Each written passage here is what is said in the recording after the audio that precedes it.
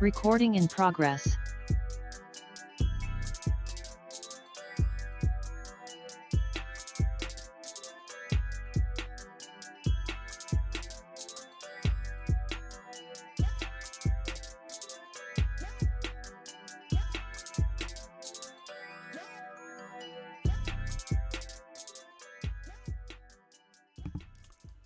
Yo, what up? What up, folks? I'm your boy Trey Frazier, and I got my brother Maestro Styles here with me today.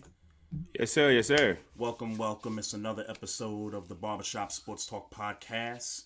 We're streaming live right now. You can follow us on our YouTube channel, also on our Twitter at Barbershop SPOR2, and we're also streaming live on our Facebook page. Click the like button, tell a friend to tell a friend. And then also, you can follow us on IG also at Barbershop Sports Talk Podcast. What up, man? What's good? How was the week? Well, it's early, so it's been challenging. Yeah. It's been challenging. Let me just start off by saying rest in peace, True Goya De La Soul. I don't know if people know this about me, but I'm a big De La Soul fan. You know what I'm saying? Like I ain't gonna pretend like I was outside when they was popping, but but definitely I was a big fan of that group, man, along with Tribe and all of those, the Uma native tongues and all that. But De La, that's a tough one. Especially considering that they had figured out how to get all that stuff. They worked out a deal with whoever bought Tommy Boy, and now all that stuff is getting ready to start streaming in like 2 weeks or so. I mean, it's tough that he wasn't allowed to see it. Interesting you said that. Two of my favorite De La Soul songs are Stakes is High, obviously, and The Business with Common Sense, Sense on there.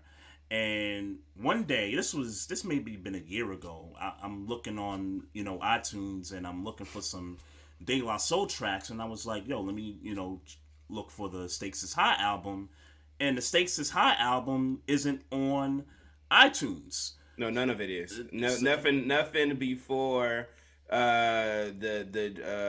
nothing before. I think the album's Blind Date in like 2000, but nothing before 2000 is on there for sampling reasons. Right, and I figured it had something to do with what you just mentioned with the stuff with Tommy Boy and all that stuff. So. Hopefully, like you said, they get that, kind of situated, because... Oh, it's already situated. It's okay. Like I said, they just released a single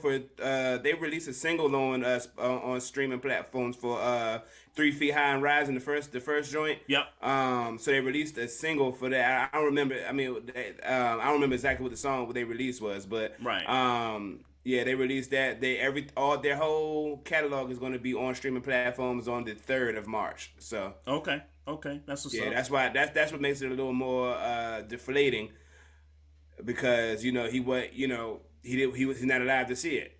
Yeah, right. Yeah, that's rough, man. Rest in peace. Rest in peace, homie, Plug 2, Dove. He goes by that also, and I found that out yesterday, just as I guess the game was about to kick off. Yeah. I found that out. So yeah, rest in peace, man. But just want to transition for a minute. So a couple things. We got a couple of former guests coming up tonight. They're doing a show together called Wrap It Up Sports. It's the homie J Fish, Microwave, and Joloni JB Boddie. We know them brothers for about 6-7 years now, on the podcasting game, and they decided to do their own show, so we're gonna have them on. Jay Fish, an Eagles fan, so obviously we're gonna get some content off of that. So they're gonna be coming up pretty soon here on the program. Just wanted to get that out the way, let y'all know what we got coming up there. And I want to announce the Barbershop Sports Talk Podcast merch giveaway winner. Shahome girl Nikki Gist, and folks that don't know, Nikki was on our platform back in October, I think. Giants fan, covers the Giants for the paper in New Jersey, and she also does a bunch of Giants related podcasts, and she got not the correct exact score, but she was the closest to the final score of the Super Bowl. So congrats to Nikki. We're gonna be getting that merch out to you, and we appreciate you supporting the brand and all that stuff. Sir. So yeah, shout out to Nikki. Yeah, no doubt about that. Yeah, man. Speaking of scores, man, I think the NFL was on to us, man. They went off script. They literally improv'd it. I put it in 37. I put $5 on 37-34. Mm-hmm. And obviously the score was 38-35. Yeah, man. It's wild. It's wild. No, I was a little in my feelings when I seen Kansas City score that touchdown. I said, there you go. Mm-hmm. Yep. There you go. I had a bunch of parlays. I had about 6 parlays, and they were individual, and it was all like predicting the correct score. And I kind of based it off of some of the stuff that folks were, putting in for the contest for the merch. And everybody seemed to have this high score, like the winner was going to score 31 points. That was just the number that everybody seemed to kind of stick to. So I was like, you know what? I'm gonna try to put some of this stuff out there. So, like, I had, like, Eagles 31, Chiefs 24. I had, like, 31-27, 31-21, 31-28. And then, of course, the one that everybody saw a few days prior, the one that was supposed to be the script, 37-34, Eagles get the win. I had that there also. I think it was, like, plus 20,000 or something like that. Yeah, it definitely was. It definitely was. No, it definitely was. Yeah. I put like $3 on it, and I said, you know what? I could win one of 6 ways, hopefully. And by the time, did you win anywhere? I didn't win nowhere, bruh. Me neither. I didn't win nowhere, bruh. I also did a FanDuel lineup also, and the mistake I made, because I tried to get Hurts and Mahomes and Kelsey in one lineup. You got to pick 5 players, and the salaries, it just wasn't allowing me to get those 3 guys in one shot, because you left over with some stuff, and it's like, all right, I'm gonna have to leave one of these guys out, and I left Jalen Hurts out, and I put Mahomes. Me too. I put Mahomes and Kelsey in there because I knew Kelsey was gonna score. I knew he was gonna score, so I said, like, I gotta keep him in there, and I gotta keep Mahomes in there, and Hurts had statistically the better game. Yeah. So yeah, I didn't win anything, man. Yeah, no, I set up a 6-leg parlay with Mahomes, Pacheco, Miles Sanders, AJ Brown, and Travis Kelce. And I did it. I felt like this was an easy way, like just yards. I just focused on yards, and I built a parlay that like a $400 parlay. And of course, for some reason, I guess I heard late that Miles Sanders was injured, even though he played, but he was injured. Yeah, I heard that. I heard that. Yeah, somewhere. I saw Breezy posted, and I just shook my head. But then I saw that he had gotten the game. I'm like, all right, well, run him, like, please run him, please.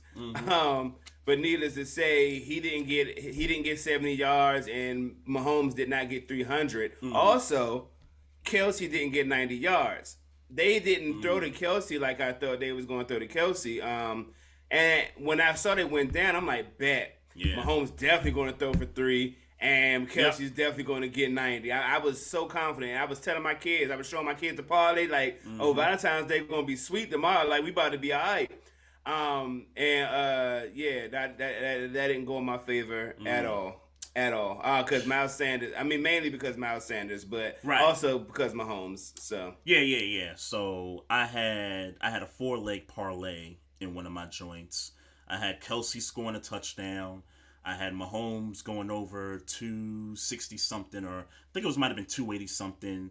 I had AJ Brown going over 70 something yards. And then I had, I forget what the other leg was, but I hit 3 of the 4 legs of the parlay, and the one that I didn't get was the Mahomes going over 2 something. That was the one that I didn't get, man. Jeez Louise. Yeah. It's rough in this game, man. It's rough in this game. You know what the problem is? It's funny. I talked to my father before the game, and I was telling him that I've gotten into sports betting, and he said, boy, watch out for that sports betting. And I said, yeah, I ain't worried about it. I ain't got no whole bunch of money to spend no way. Right. And I don't, but I didn't. I didn't like losing that kind of money. I didn't. I didn't like it. Right. I didn't like it, man. Yeah, it's rough. All right, folks. Let's get these gentlemen here. We got special guests in the building tonight. We known these guys for about 6-7 years now in the podcast game. I'm sorry. Hold on. I'm sorry, Trey. I'm what sorry. Up? I can't let it go. My man got it in the air, huh? Facts. My man got it in the air, huh? Facts. My man's ready. No doubt. Let's welcome in Jay Fish, aka the Microwave, formerly of Cooking with the Microwave Show, and we got the homie Joloni JB Boddie of the Wait a Minute Show. Fellas, thank you so much, man. This is great, man. I think we're making some history. This is the first time we've had a total of 4 people on this podcast, so y'all making some history right now. Yes, sir. I like that. Appreciate you for having me on. No doubt. So, I see Microwave. He's trying to connect. It look like he just got on. Oh, okay. I was gonna say he looked pissed. He looked pissed off. Yeah, he normally has that facial expression. Yeah. Hey, it's all good. It's all good. Yeah, you got to get that audio working, Microwave. We can't hear you. Nah, we can't hear you, bro. We can't hear you, bro. We gonna get him on. It says it is connecting. Okay. I don't know if you can hear us or not, but it was saying that for like a couple times, but then just the audio wasn't popping. We still not getting your Microwave. It's gonna be one of them shows I see tonight. No, yeah, he didn't read his script. Nah, we can't hear nothing, bro. We can't hear nothing you saying, bro. We can't hear nothing you saying, man. Adjust them settings, bro. Turn up the volume. It was crazy is I'm gonna save that joke for when he get on. well, since we got Joloni on while Microwave's trying to get his audio correct, Joloni, just kind of break down for us how you and Microwave linked up to do this show. It's called the Wrap It Up Sports Show. Y'all do it every week. I had a chance to check out a couple of episodes. Just take us behind the scenes of how you and Microwave decided to finally do a show together. He just found out another way to get on my nerves, and he just said, once a week. But I think, and it's funny because once when I mention this, he has trigger words, yeah. and once when I say this, it's going to trigger something on him. So when he finally gets in, he'll probably go into this, but I think this really started from way back when I met him on a football field, and we used to play flag football, but it was kind of contact flag football, if you will, on it. So going out there, you know how Microwave is, and I'm just like, who is this dude that's just out here, rah, like Busta Rhymes, rah, rah, rah, rah, rah. And, shout out Brooklyn. Yeah, and so he just keeps going on and on and on and on and on. So both of us being competitive folks, being on opposite teams, at times being on the same team, but always going at it. So it was just like every week it turned into this battle, and then it turned into sports knowledge and and everything. So I think it really started back then, and it was just kind of like he has his own views, I got my own views. We both feel strongly about our views and our opinions, and and the points that we're trying to make. And then just he did his show.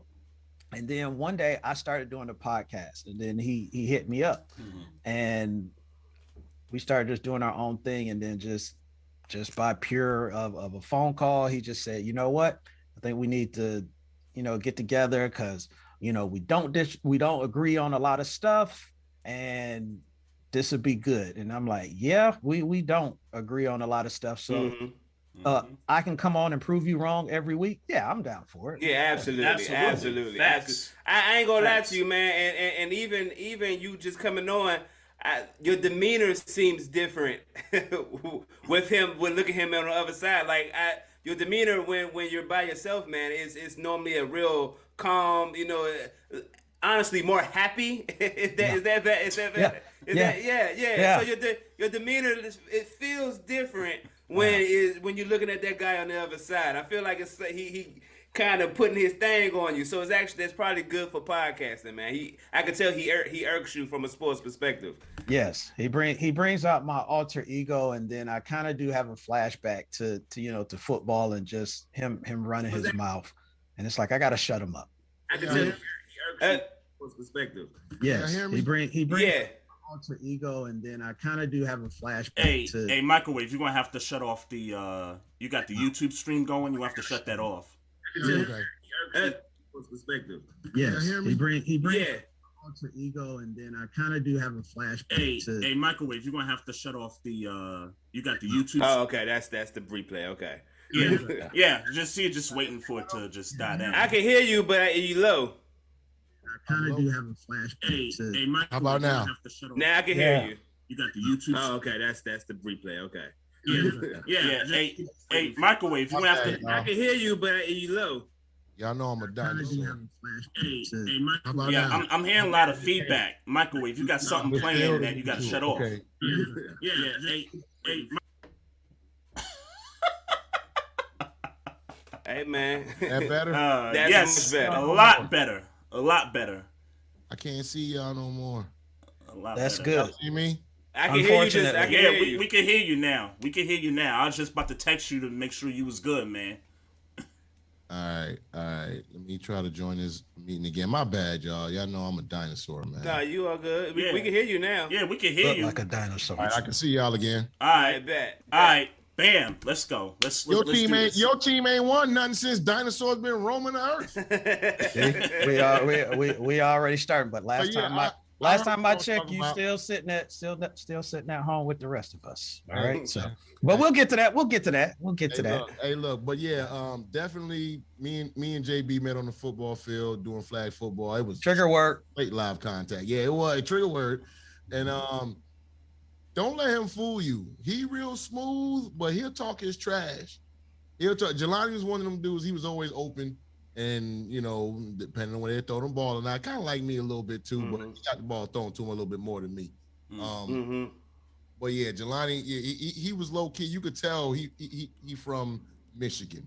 Got a different. He from Flint too. You know what I'm saying? But jeez, Louise, we going right in, huh? We going right in. Oh yeah. But yeah, we definitely found out he was doing the podcast. Reached out to him like, hey. We got this thing going on with Ed Squad and all that stuff. Like, we could chop it up. We could share some notes or, compare some views or whatever. And, we just been supporting each other ever since. So I had actually had an opportunity that didn't fall through to get actually on the radio, like AM radio. And I called JB and I'm like, JB, if I can get you making the same what you make right now to be on the radio, would you do it? He said, let me think about it, Fish. He called me back like maybe a day or two later. He said, yeah, you know what? To make the same thing I make now, to do that, yeah, I would. Yeah. I always kept that in mind. And then, Big Mo came to me with the show idea about, about wrapping up sports. Well, this is before we had a name for it, right? And gotcha. He asked me, who would you want to bring in? And I'm like, yo, it's got to be Joloni. He was like, yo, I wanted to ask you about Joloni, but I don't, it's hard to read Joloni sometimes, you know what I'm saying? He's just the same all the way around, but even when he's mad, he's calm, you know what I'm saying? Which is scary, you know what I mean? But I learned that on the field though. Don't worry about it. No, it's interesting, man. I'm telling you, it's kind of throwing me for a loop because I ain't never seen his face so stone. I ain't never seen it before. Oh yeah, he gonna bring it every time I'm. I can hear the phone conversations. Him and Big Mo, it's like y'all remember the cartoon Heathcliff? Yep. You know what I'm saying? And when the alley cats be fighting, this is a cloud of smoke. Somebody see the cloud, another hand reach out and grab them back up into the fight. Yep. Yeah, that's how the phone conversations be. I could dig it. I'll be the one running out, and Joloni try to pull you back in. between him and Big Mo. You know what I mean? It's fun though, man. It's definitely fun. That's what's up. I could dig it. So how far along are y'all in the podcast?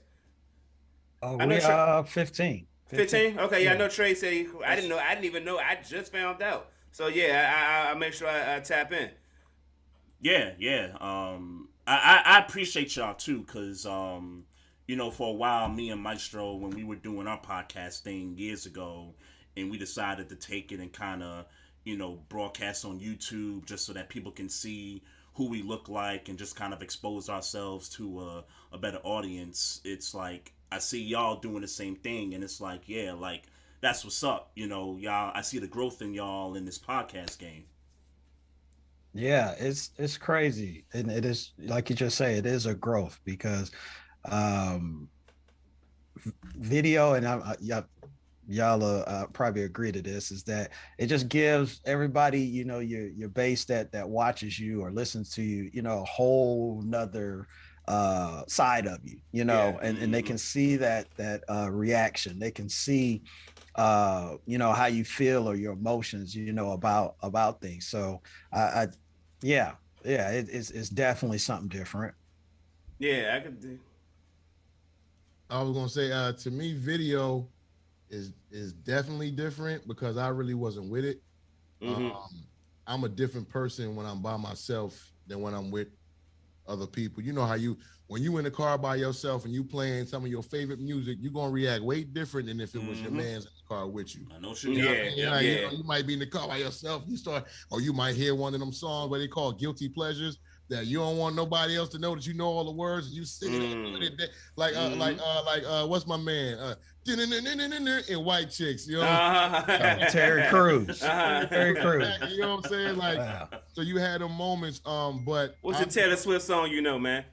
For me? Yeah. I probably know the song and don't know that it's her. I can tell you that right now. You know, I used to work at TJ Maxx, so I know all type of white people. That's a fact. Playing my song. Yeah. The party in the USA. You know what I'm saying? I know. Yeah. Who's that? I was trying to figure. I know the song, but I don't. Yeah, I know the song. I do know the song. Right. But anyway, it's real different for me, like being able to do it on video, because I just didn't know if I was going to be able to be myself. But being around Joloni, being around Big Mo, folks that I know, we sit there, we talk trash to each other. It made me more comfortable. You know, like I'm like, you know, I might make an ugly face when I'm going on one of my rants. My wife might not approve of it. You know what I'm saying? But it is what it is. Now I'm getting used to it. And eventually, I would say by football season, I'll be back cooking with the microwave on YouTube. That's what's up. That's what's up. That's what I'm talking about. Hey man, we gonna go ahead and get straight into it then, bruh. Hey man, look. Let me say this. Your boy played his ass off. Anybody, and I hate to be the person keep repeating the same thing that's kind of being said. If anybody had doubts about Jalen Hurts, we can go ahead and put them to bed for a little bit. Can I go first? Well, I'm gonna set it up. I'm just saying, because fish like to take over, so I like to get ahead of him. I got you. I just want to, obviously, you know, and anybody who watching this show know that Philadelphia lost last night to the Kansas City Chiefs, 38-35, 1 point off the NFL script. So, you know, I didn't win the money. They was on to me. I go right to my man Joloni. So, I want you to talk. I want to give Jalen Hurts his flowers before we totally shit on the Eagles. So I do too. I'm not gonna allow that. Yeah, it's happening. It's gonna happen, bro. It's gonna be a minor. I got my ninja swords. It's gonna be a minor shit, so you're gonna be slicing shit. But shit is coming. Hey, with Jalen, man, you know the biggest thing about him, and I said this before the season started. I was just like, I don't get what the big question mark was about Jalen Hurts. As far as if you saw what he did in college, if you know that situation in Alabama, to then go to Oklahoma, he didn't pout and everything, and then to get drafted in the second round when you got Carson Wentz starting, I should have told people something there. And then when they went to the playoff last year. They just ran into Brady, and it was a learning curve for Jalen. Every quarterback goes through that. Except for Pat Mahomes. That's about it. But yeah, so it's just part of the maturation in the process, and you could see he was getting more comfortable. So like when the season started, I was like, I don't see what the big question mark is. He got the pieces that he needs around him. He's going to utilize them. He's going to play well. He's going to get paid. You need to pay him now before it gets out of hand. Before it gets out. It's too late now because that Super Bowl performance yesterday, man, that was he should have got paid anyway. But all this does is just what's the term? Today's price is not yesterday's price. That's right. That's yesterday's price, not today's price. Yeah, yesterday's price, not today's price. So yes, sir, correct a lot. So for me, that's all that did. I mean, what you saw last night, I'm not surprised by it. The dude is, at the end of the day, the dude is a winner, and he has an it factor. So, and playing in that game, it's just both teams were. I'm going to use a Rashid line. Both teams play hard. It was just somebody had to lose, and unfortunately, it was just the Eagles. Is it unfortunate for you, or do you enjoy it? Are you about to enjoy this moment? No, because you know what, I was hoping for a good game, but also I was hoping that Sue could get his second one and Slay get his first one, being former Lions, so, I'm always rooting, for my previous Lion players on it. So, okay. Yeah, I wasn't like so rah. If anything, Fish might be a little bit down right now, but that's about it. Hey, speaking of Rashid, any one of y'all catch Rashid at the Sixers game with the Chiefs gear on? Yeah. She said he's throwing a Super Bowl parade in Philly wearing that KC stuff. Man, he's from there, so he the only type person to get a pass. But you know how that go in Philly, man. They'll get you wearing a right. I was gonna say they turn your car over like they. I'm about to say that's yesterday. My question right off rip. I mean, look, Philly legend, Rasheed Wallace legend, clearly, no questions, nothing about it. But I mean, some lines can't be crossed, right? Or are they gonna let this line get crossed? I think they will let this line get crossed, specifically for the fact that Andy Reid coaches that team. Okay. Okay. I mean, that's fair. And because it's she, and she got some folks. Yeah, that's true. Yeah. That's true. Nah. He just ruthless. Don't worry about it. Yeah. He's still an equal. He tripping. He just tripping right now. Yeah. Right. I ain't gonna lie to you because I've been hearing some stuff up there where so they be putting like the Chiefs jersey over the Rocky statue and stuff, and some people are saying that it's actually Eagles fans that are doing that just to rile the fan base up. I actually thought that Rashid was putting on the Chiefs stuff to rile up the Eagles fans, at the Sixers game. I didn't know that he was actually like a real life Chiefs fan. Yeah, Chiefs. I didn't either, but yeah, Chiefs is his team. Sure. Fish, man, what's up, man? What's up, man? I'm ready to turn. I'm ready to turn you loose, bro. What's... All right, so here we go. I want you to give. This is gonna be. I'm sure you can speak. I'm sure you can speak to Jalen Hurts, and I know you're gonna do that in your whole breakdown. Give me the view from 100,000 feet. What happened? And you're gonna make me start here. He pissed off. He pissed off. We turned the football over. We didn't get any turnovers. We led the league in sacks this year with 70, which is actually, I think, second all time in the regular season, even though it was third all time. Yeah, third all time. Okay, and we didn't get any sacks on a guy who was playing, with a one leg, yeah.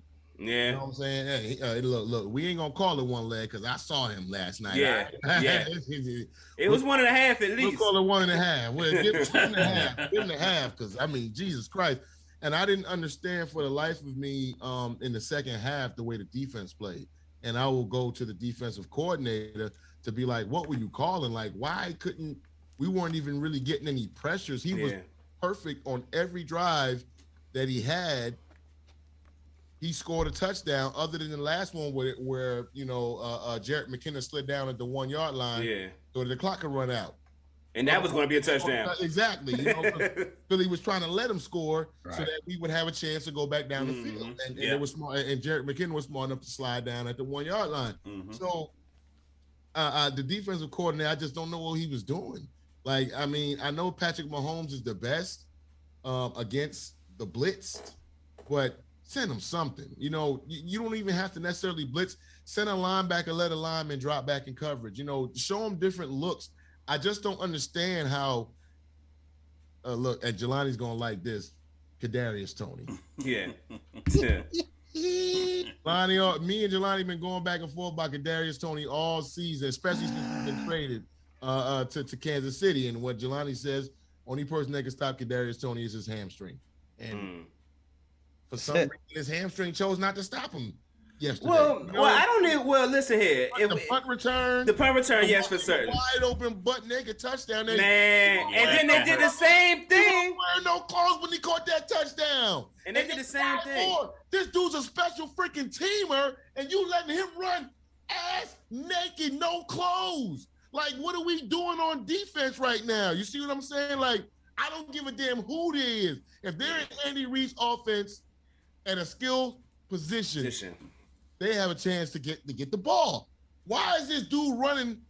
I mean, he ain't had no socks on. You know what I'm saying? He messed around and did the little, like he dancing on us and all on the way into the end zone. Like it shouldn't be like this. So I'm gonna blame the defensive coordinator first and foremost. And then second, I'm gonna blame Nick Sirianni in the offense. Wow. We should have ran the ball a little bit more. What we tried to do instead of running the ball was get quick gains with the passing game, quick yards with the passing game, and then let the play clock run down to 5 seconds before we snap the ball the next play. If you look at every completion, we wouldn't snap the ball to like 4 seconds on the time clock. Yeah. You know what I mean? So with that being said, it's like, all right, we can substitute the run game with that as long as we get a completion.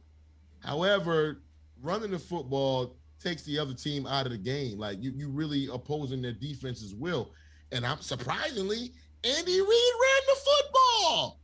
When did you ever see that? Pat Mahomes threw for less than 2. If I told any one of y'all, Pat Mahomes was going to throw for less than 200 yards. Hell, I had him throwing for 3. Yeah. I had a parlay on him, All man. right. So if I told you definitively going into this game, I come back from the future. Hey, look, Pat Mahomes going to throw for less than 200 yards.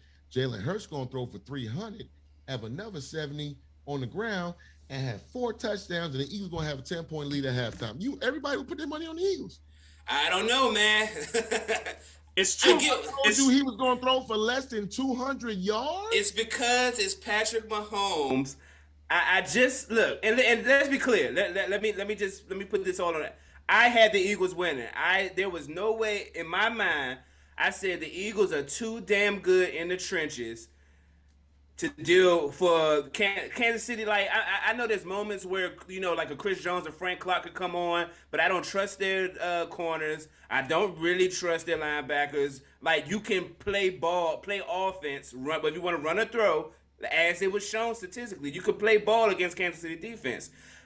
Then on top of that offensive line, like Hurts don't get sacked, and they sack. So in my mind, there was it was no way. Only thing I said is that I wouldn't be surprised if Mahomes pull it off, but there's no way in hell I got Mahomes pulling this one off. I had the Eagles. I flat out had the Eagles. I was surprised he pulled it off. Yeah. With that being said, I don't watch this nigga come back from 24 in the AFC Championship.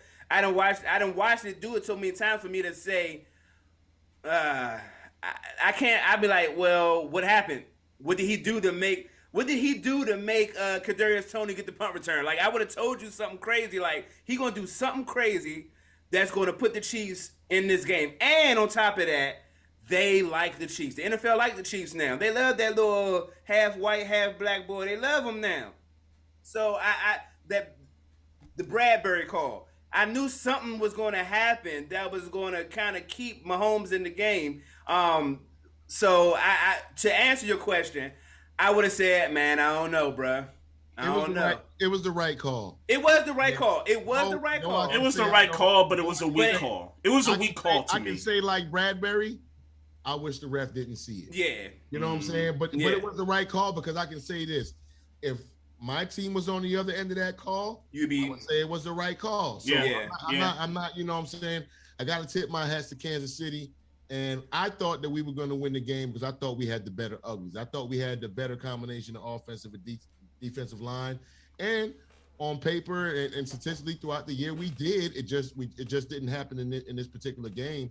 And you got to give your credit to the Chiefs. You got to give credit to Pat Mahomes for gutting it out. Yeah. After hurting his ankle again in this game. Right. And for Andy Reid and Eric Bieniemy with how they chose to call plays that had dudes running. Listen.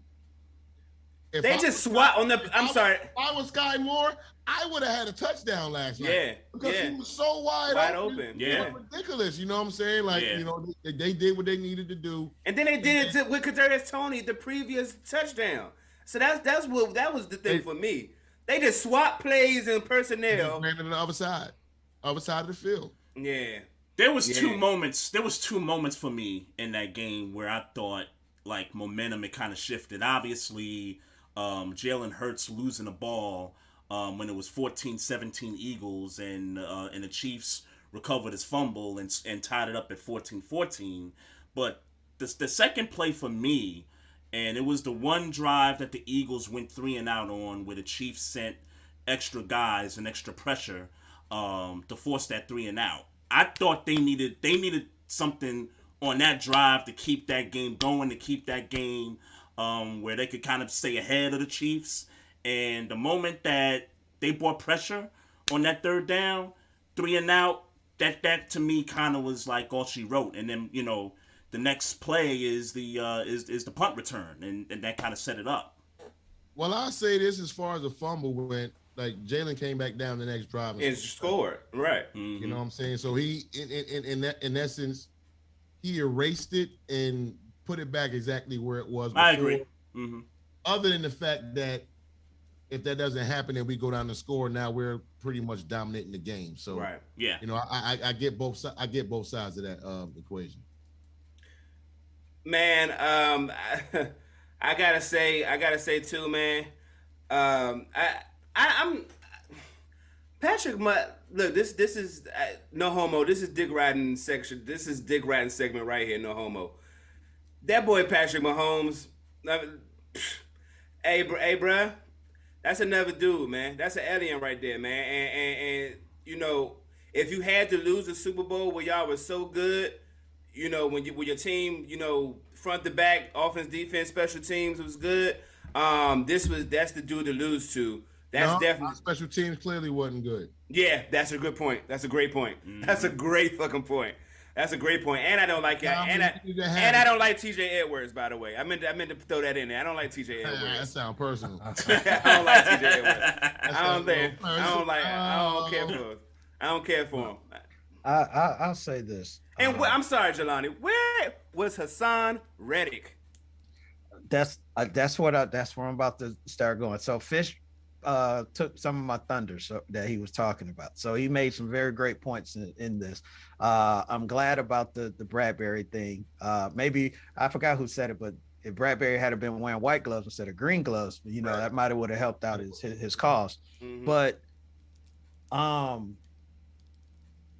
they overcame a lot. That's what I'm going to give the Eagles credit for, to keep this game close, because making those mistakes and everything that could happen, if Jalen wasn't able to do what Jalen was doing, this game could have been over at halftime. But they did.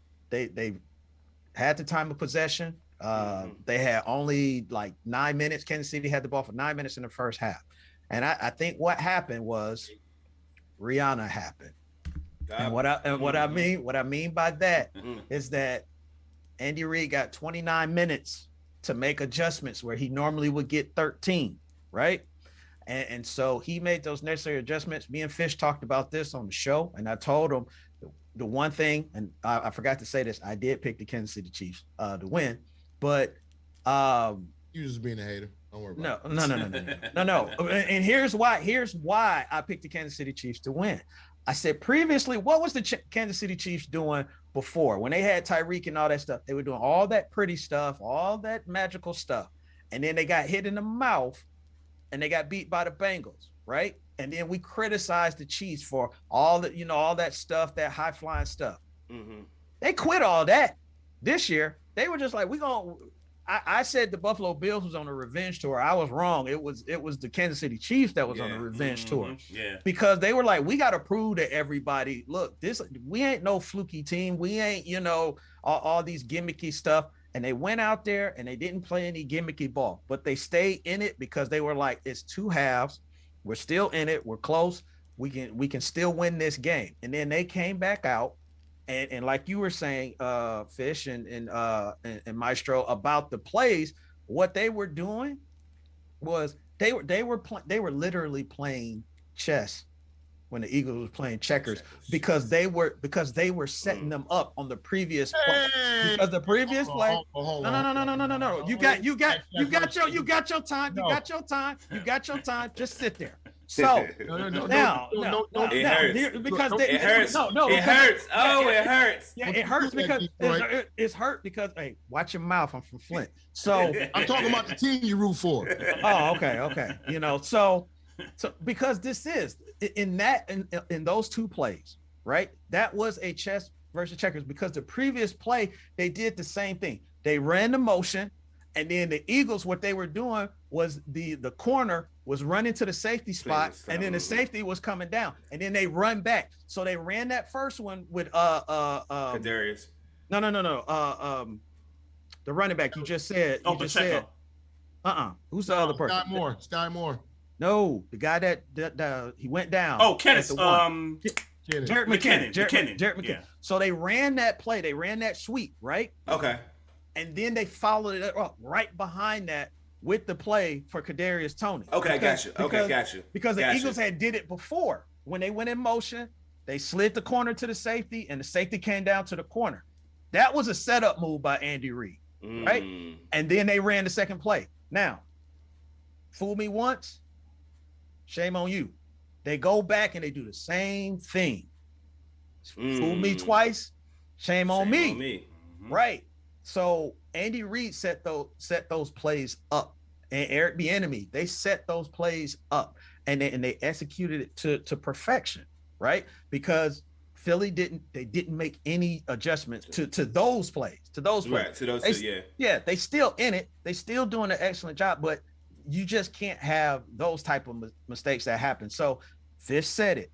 This team been averaging 4 sacks a game, not to get to Pat Mahomes at all.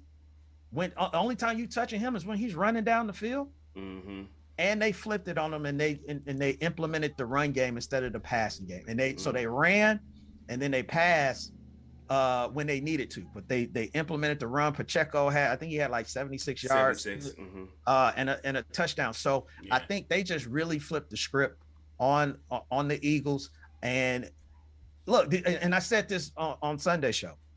You got the top AFC team versus the top NFC team. So we got what we wanted. We got the game that we wanted. You got the mindset and everything. I think the Eagles did a heck of a job. Not getting to the quarterback or nothing, because that everybody was talking about Kansas City Chiefs offensive line. Are they going to be able to hold up to Hassan Reddick and everything? Yeah. And they did an excellent job. Wrap it up, B. No, don't get mad. I was gonna say, because I need Fish to respond, because what I think I heard, you can correct me, Joloni, if I'm wrong. What I heard, Fish, is him call the Eagles really good checkers players in a chess game. That's exactly what he was saying. Right. And it's like, hold on, JB, I'm gonna let you go. I'm gonna just throw this dart in there. Okay. Why we gotta say chess versus checkers? It was a 3-point game. Why we just can't say it was Bobby Fischer versus like you or me? Like an experienced chess player, one of the best in the world, versus maybe some. Because I can answer that. Here's why. If the ref doesn't throw that flag, we might have won the game. Here's why I said that. Because Nick Sirianni. It is his first Super Bowl. Yeah. He made It's some different. rookie coach. It's way different. He made some rookie coach mistakes because he's not a defensive coordinator. Right, but hear me out, Fish. He still heads that, right? Some of the stuff that you could look at too is they went back and they took a chance with those time of delays instead of calling a timeout. Time, one of them worked out. I think one of them, backfired on them. But it's just those little small things. And the reason I say that is because history has shown that. Look at when the Patriots played the Rams. Sean McVay was this mastermind. They came here to Atlanta, and Bill Belichick, because he had been in that situation, he put Sean McVay in a situation that he had never been in. The same thing happened to Andy Reid when he ran into Bill Belichick the first time when the Eagles played the Patriots in the Super Bowl. No, but what I'm getting at is that they not only did they make the Eagles pay for making those mistakes, they made them pay for what coaching mistakes that they made too. But they were videotaping people back then too. Let's not forget about that. Hey, okay. Bro. Hey, if you get the win, if you get the win and you don't get caught, brother, But I'm saying Sirianni and them, they're gonna learn. They are going to learn from this, right? Yeah, it still hurts. You want to win, but they're gonna learn from this, and they're gonna go back and they're gonna look and say, all right, we should have did this different. We did this. We beat ourselves. The Kansas City Chiefs did not beat us. If we change this, if we do that, that's what's going to happen from the Eagles. But do y'all really think the Eagles beat themselves? Yeah, to a certain degree, yes. So here's what I think: between the turnover and between coaching blunders, or what I say, coaching decisions that you shouldn't have made, or decisions that went against you, that they would have went for you in other situations, I would say the Eagles. The Eagles beat themselves. Because I mean, if we don't give up that fumble for a touchdown, I mean we very well could be talking about something totally different. But it happened, and it is what it is. Just wasn't meant to be. You know what I'm saying? The good thing for the Eagles is we got 2 first-round draft picks. We can do whatever, and one of them is from the Saints, so it was number 4. You know what I mean? I believe it's number 4 or something like that. So. We got good draft capital, and we got a lot of room to improve this team and get deeper. And we'll see what happens. We have to pay Jalen now. Yeah, Fish, I agree with you earlier when you said that you blame the Eagles' offense to a certain degree. And last night's game made me realize this is sort of the same. This is how kind of the Eagles operate on offense. So, like, earlier in the season, they would blitz you in the first half of games, right? Like they would go up 28-7, 28-0, things like that. And then in the second half, they would come out and they might put up a touchdown here. They might put up a touchdown and a field goal there. Second half, that offense would slow down. It's just that those teams that they was playing early on, like the game against Arizona earlier in the year, where y'all blitzed them in the first half, and then that second half, y'all was just kind of treading water, until the clock went 0-0. I saw that last night with the same Eagles offense. So this is kind of who they've been all season. It's just that they went up against Patrick Mahomes. Yeah, keep in mind this. The only 2 games that Jalen Hurts has lost all season, we lost a turnover battle. We lost to Washington. We had 4 turnovers. And I couldn't tell you how many we got against them, but I could tell you it wasn't 4. Yeah. And it was just 1-0, and we lost. It is what it is. I don't think there's anything that you could ask, anything more you could ask Jalen Hurts to do to be able to overcome that situation. Certainly. And still put your team ahead and be able to, or be, what I'm saying, tie it up at the end. Yeah. You're giving yourself a chance, but it just, it is what it is. And, the better team that night won. I still think we're the better overall football. Yeah, I agree with that. They were the better team that night. Yeah. Well, but here's what our question too. Trey noticed, I preach this religiously. The NFL is a game of stars, and like stars are stars for a reason. So when it's time to shine, you got to shine. Jalen Hurts did his thing on offense for certain. I think what can be questioned, and you can tell me if you agree with it or not. Back to Hassan Reddick, who is the star on this defense in your mind? It is Hassan Reddick, and I don't look at where was Hassan Reddick the same way as you pose the question. You Okay. pose the question. I look at it as Andy Reid playing for him. You see what I'm saying? Yeah. He had 17 and a half sacks this regular season. He was second. You know what I'm saying? People really didn't have his name in the defensive player of the year conversations, but it should have been in there. And when you turn around and look at it, it's like, okay, Andy Reid is not going to be like, yeah, I'm going to do like San Francisco and just let a tight end block him one-on-one. No. Yeah. We're going to have a plan, and we're going to make sure Hassan Reddick doesn't have a chance to, number one, wreck the game. Number two, hurt our quarterback, as we saw him hurt 2 weeks ago. Yeah. So, you got to give your credit. You got to give your credit to Andy Reid and the Chiefs, man.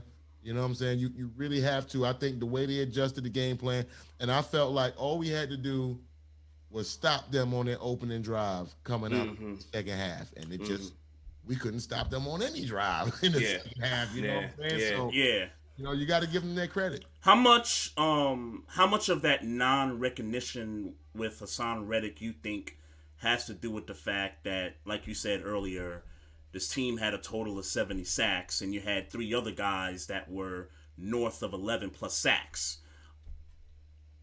Well, when you really look at it, I think it's less of that, and I think it's more of the fact that with the addition of A.J. Brown and what that does for Devontae Smith and also Dallas Goedert, you end up seeing more offensive highlights, right? So you're not really, there's your defensive sack, boom, all right, and back on the offensive side of the ball, you see Jalen Hurts running the touchdown, you see Jalen Hurts throwing the touchdown, you see A.J. Brown catching a touchdown. I think A.J. Brown was he second in the league in touchdowns this year offensively? I believe so. Something like that.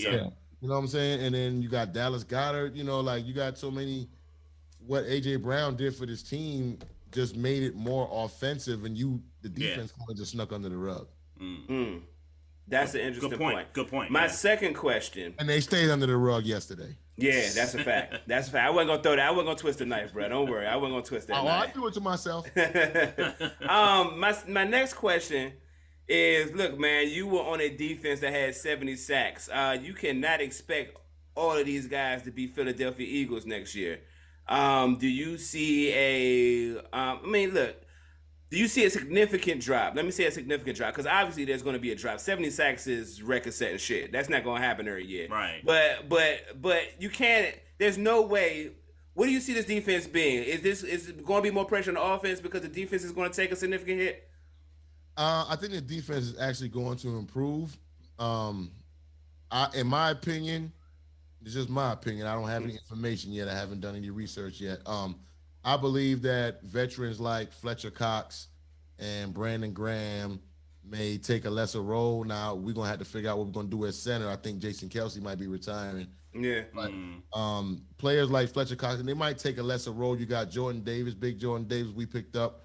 So we got young guys, and we have 2 first-round draft picks right now. So we can even sell one of our draft picks, get more draft picks, and you know what I'm saying? Like, there's plenty of ways to build this, and there's going to be guys that's going to be willing to take a discount to say, okay, yeah, I'll restructure my contract. We'll kick the can down the road, give it to me in a signing bonus so it doesn't hurt against the cap, and we'll try to go make this run one more time, right?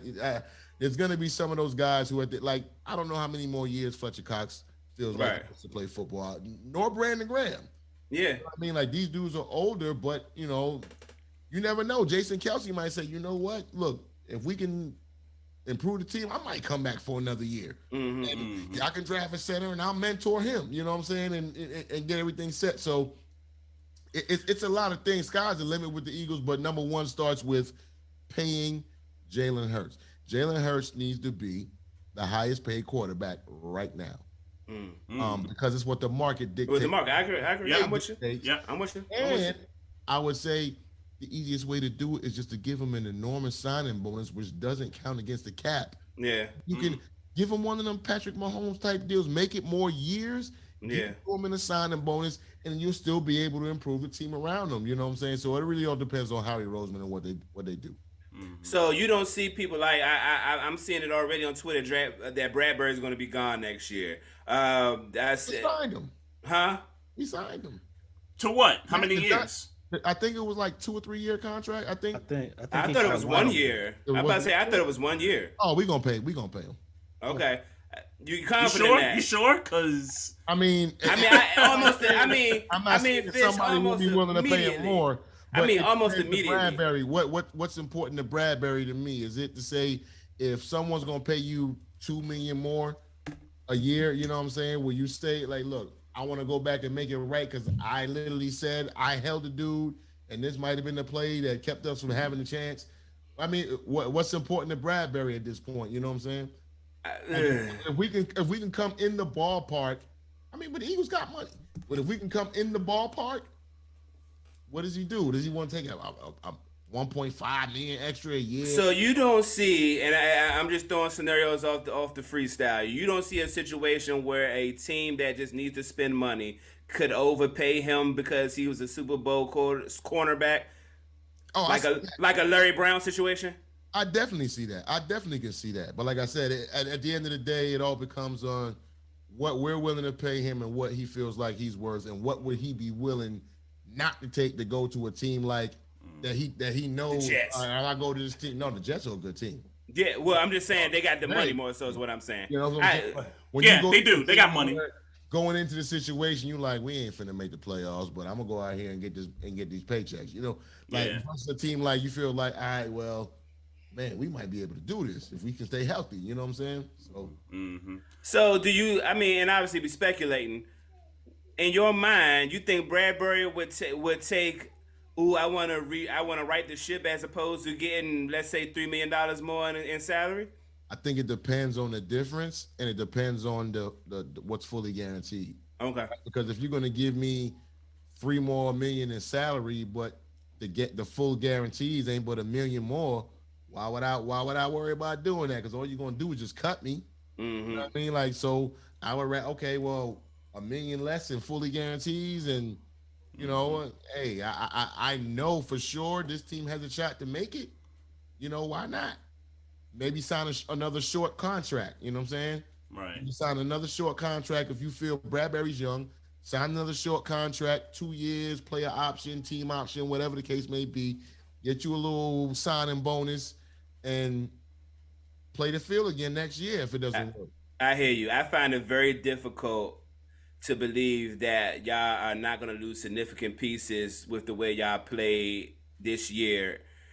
I find that very difficult. Can you name them? Can I name the players who may go? Yeah, who's a free Name the agent? significant pieces that's up for contract right now.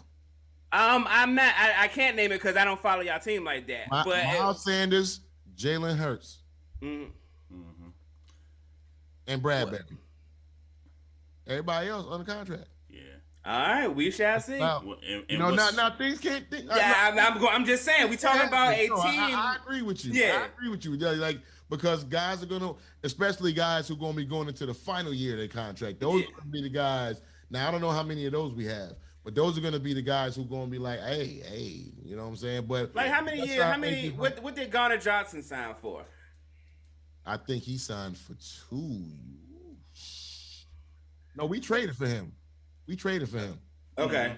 Yeah, we traded for him. So I don't know how many years he has left, but he might be somebody that's up. Yeah, like I'm thinking about those type of guys, like a Sue. Like I'm thinking about those types of guys who kind of came in.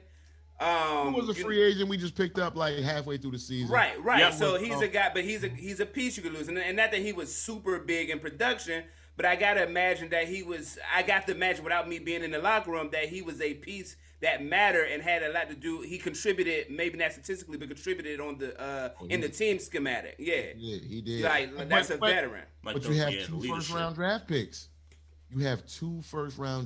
That may or may not pan out. May or may not.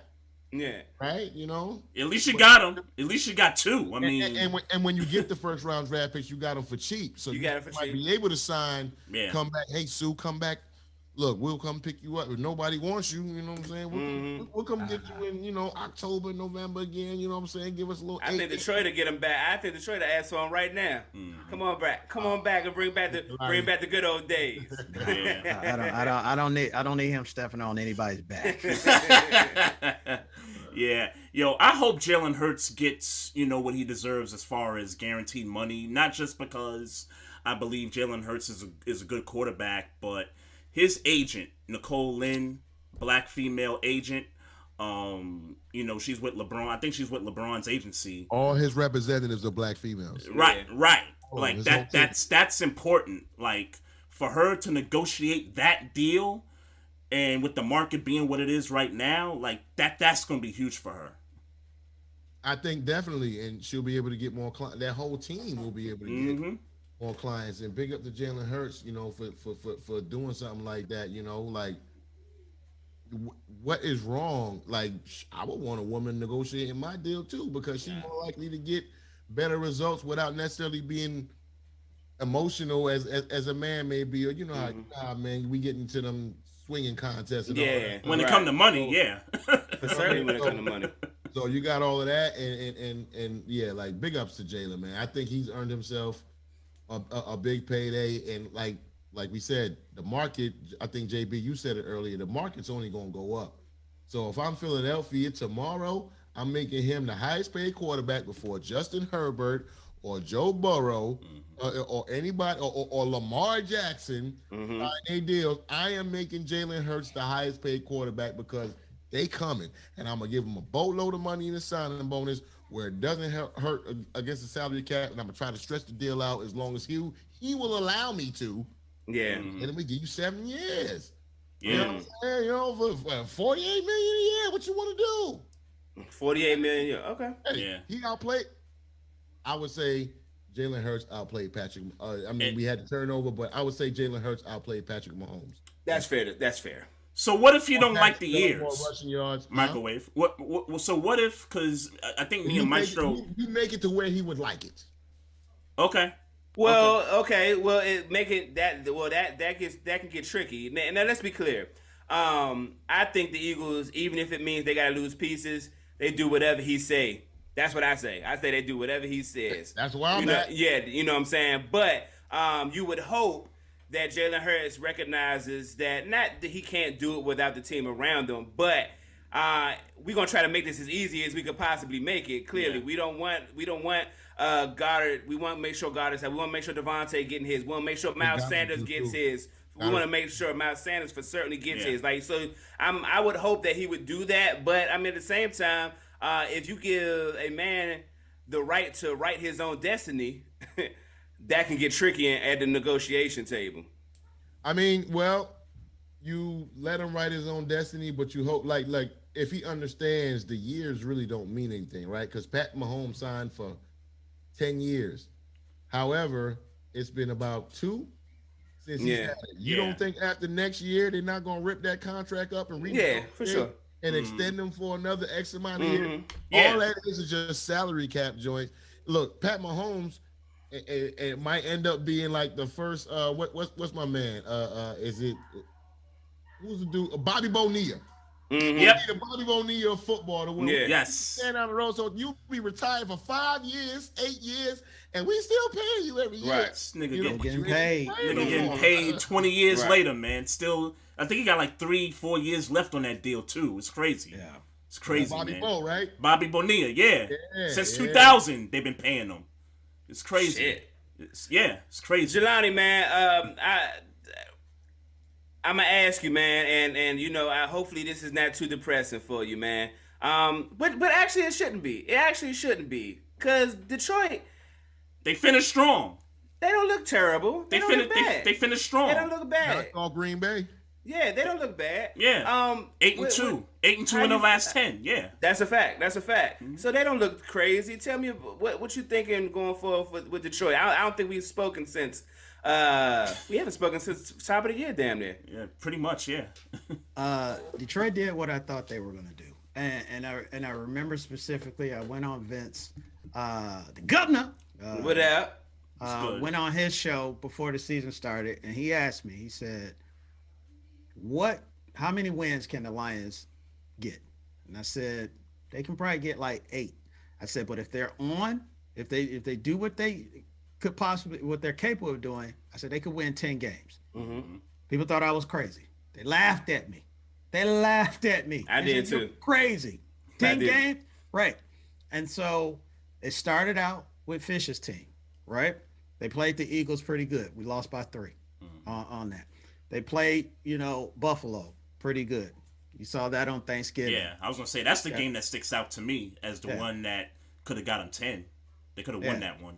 Josh Allen, just did Josh Allen things. Mm-hmm. So, again, I spoke earlier about that process, with the Eagles and Sirianni. That's what the Lions is going through right now, because I didn't think Jameson Williams was going to play this year. I was really expecting him next year. Mm-hmm. But you got a glimpse at what he could do, because he wasn't 100%. So I'm surprised that they traded TJ Hockenson. But I think they made that move because Jameson is on his way. And it's just like, we're going to run St. Brown. Free St. Brown. He should have been a Pro Bowler from the beginning. But you want me some fantasy football. Yeah. So with St. Brown, with Jameson Williams, I don't know why for some reason I thought Jared Goff was like 35. The dude is like 28. 28. Yeah, right? he's young. Yeah, he under 30. Right. So you got a Super Bowl winning quarterback. I mean, not Super Bowl. I was playing saying he ain't win no damn Super Bowl. Super Bowl playing quarterback. Let me change that. And you can give him a little bit of a win because he helped the Rams out win. But get out of here. But I think the biggest thing was, and I talked about this for the longest. One, you got to have a run game, right? They really haven't had a run game, obviously, since Barry Sanders. Mm-hmm. But establishing that run game, but then you got a coach that is changing the culture. And that's what I said. I said, whoever comes in, they're going to have to change the culture in Detroit, because the culture has been losing is acceptable. Mm-hmm. Or you go to Detroit to end your career. Mm-hmm. You gotta change that. And what he did, he went and he just took a bunch of guys that really wants to play. He really wants to play. And you got and my thing is, being a Lions fan, that coaching staff.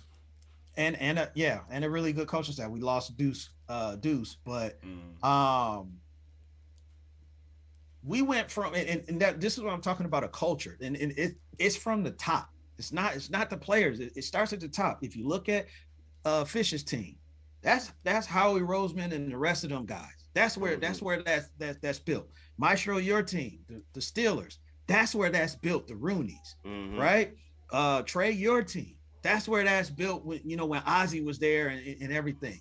It starts there. And that's where the Lions had been lacking. They had been lacking on someone that was going to be able to create a culture. And I think they finally got that here, because we went from having Jim Caldwell winning 9 games, and someone got the bright idea to bring in some Patriots. And they bring in, Patricia, and they go backwards, right? Mm-hmm. Shooting yourself in the foot. Dan Campbell comes in. I'm gonna be honest. I was ready just to be like Drake and sit on the top of a building and just try and figure out what's going on in life. Because when he started talking about them biting kneecaps and all that stuff, I was like, we don't need that. But I seen how he got these guys, to turn around and they have talent. They have talent. Mm-hmm. I was wrong about Penei Sewell. I was like, they should go get Justin Fields, get a quarterback, because I thought Goff was the bridge guy, but he's not the bridge guy, and they said that. So you got Penei Sewell, you got an excellent offensive line. They just really for the Lions, get some key pieces, key free agents. That's gonna be hard because a lot of guys don't go to Detroit. Yeah, right. But you got to hit on the defensive side. If they can get the defense right, where they're not giving up 30 points and Jared and them got to score 35 to win. Yeah. Next year, Lions are going to be a problem for some folks. Do you look to upgrade at quarterback, or do you think that you've seen enough from Jared Goff this season down the stretch to say, okay, we can kind of kick this can down the road a little bit further and try to improve the team in other positions? No, we keep Jared. You keep Jared for the same reason he's 28, right? And he's cheaper. And he's learned he's learned from his experience and some of the stuff that happened with him in LA. And the other thing, this is the biggest thing. This is the most biggest thing I'll say for Jared Goff. He wants to be there. There's something to be said because the Lion fan base, they love him. He got an organization that he started there. Man, he be working with these kids and they were doing designs for his logo and his clothing brand and everything. So that's a guy that loves the city, and the city, is going to stand behind him. So no, unless. Obviously this is fantasy. Unless you're telling me Pat Mahomes is on the way or something like that. No. Right. One more thing. I think between Dan Campbell and Nick Sirianni, we can stop judging head coaches by their introductory press conference. Yes. And here's the other thing that I did not know that is very interesting, because had this been any other coach, people would have been speaking about this ad nauseum. Do you know who taught Dan Campbell everything he knows about coaching? No. Bill Parcells. Nah. Who? Bill Parcells. Nope. Sean Payton. When he was That was Tourette's. When he was in Miami, and I forgot who they fired, and he took over as the interim coach. He did interview for that job. Sperano. I think they fired Sperano before. Yeah. Yep. So they didn't. I remember that. He didn't get that job. Sean Payton reached out to him and he said, "You come to New Orleans, I'll teach you everything that I know about football." Nobody talks about that at all. But we'll talk about all the people that Sean McVay has had under his wings. We'll talk about all the people that Mike Shanahan had under his wings, and Holmgren and everything. Yeah. Sean Payton is one of those guys as well.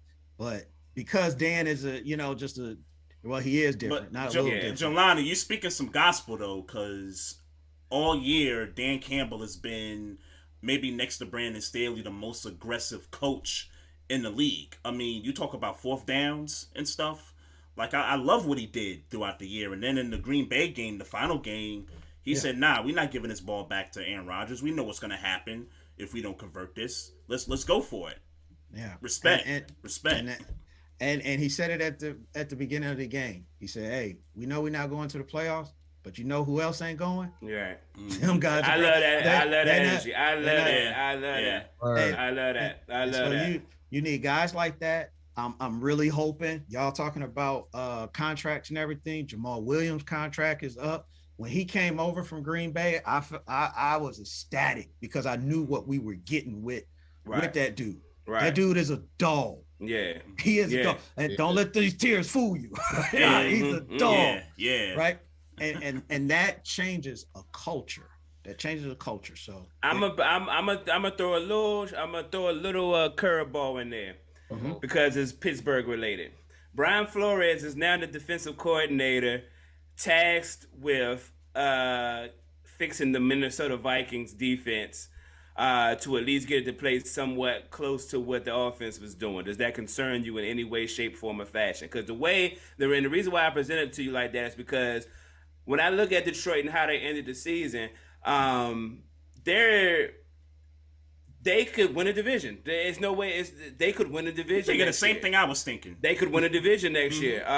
Because if you look at, I don't know that Aaron Rodgers is playing next year, and even if he does play, I don't know that I believe him. Like, and I've been saying it for the past 2 years.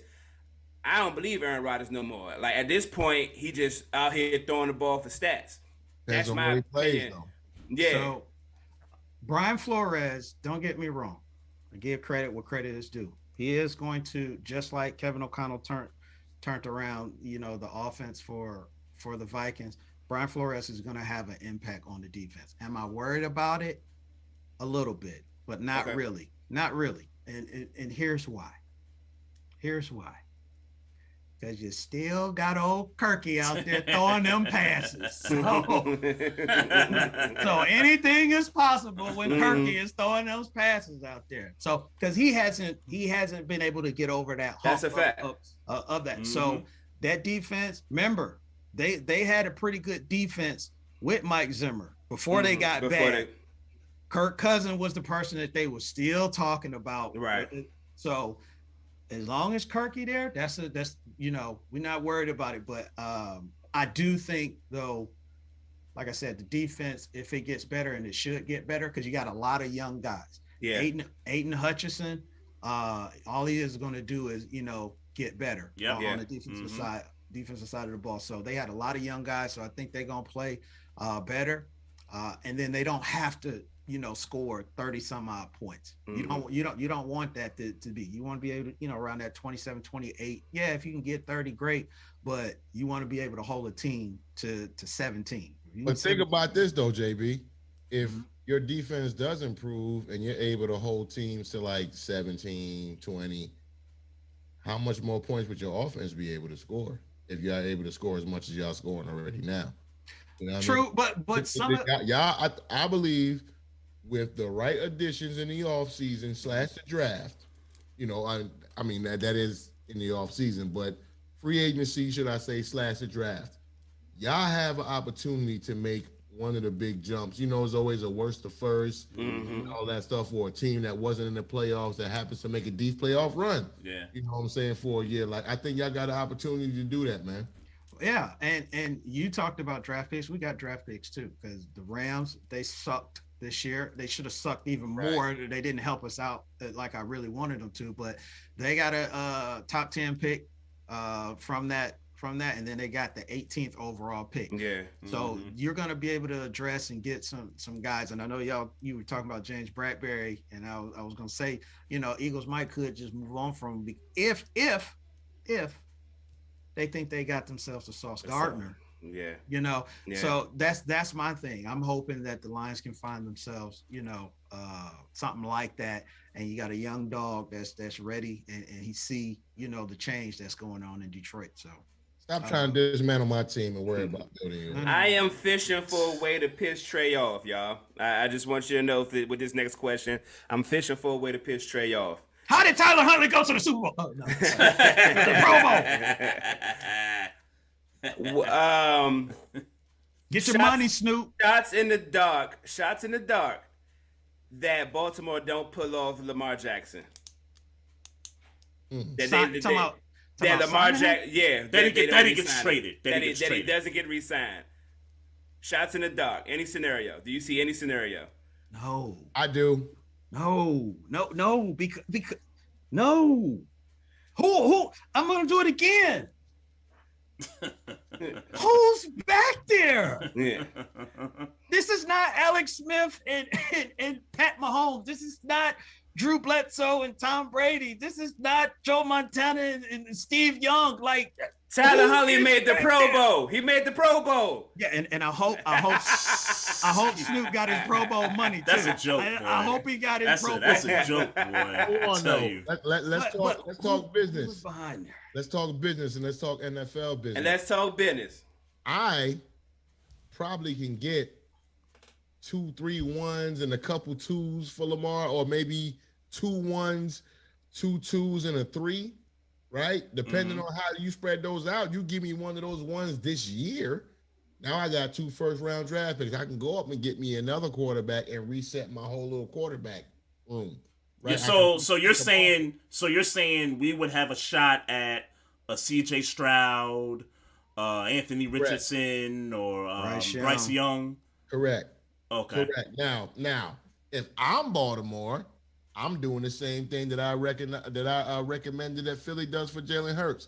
Give him whatever he wants. But the problem is they should have been did this. Exactly. And what level of disrespect does Lamar feel towards, what would he be willing to take under what he feels like he deserves, right? Like, if it's a $5 million difference, Lamar might be like, all right, I'll take the little $5 million less, right? But then also, if it ends up getting blown over that, the outside would be looking at, I would let him walk away for $5 million. They fall apart.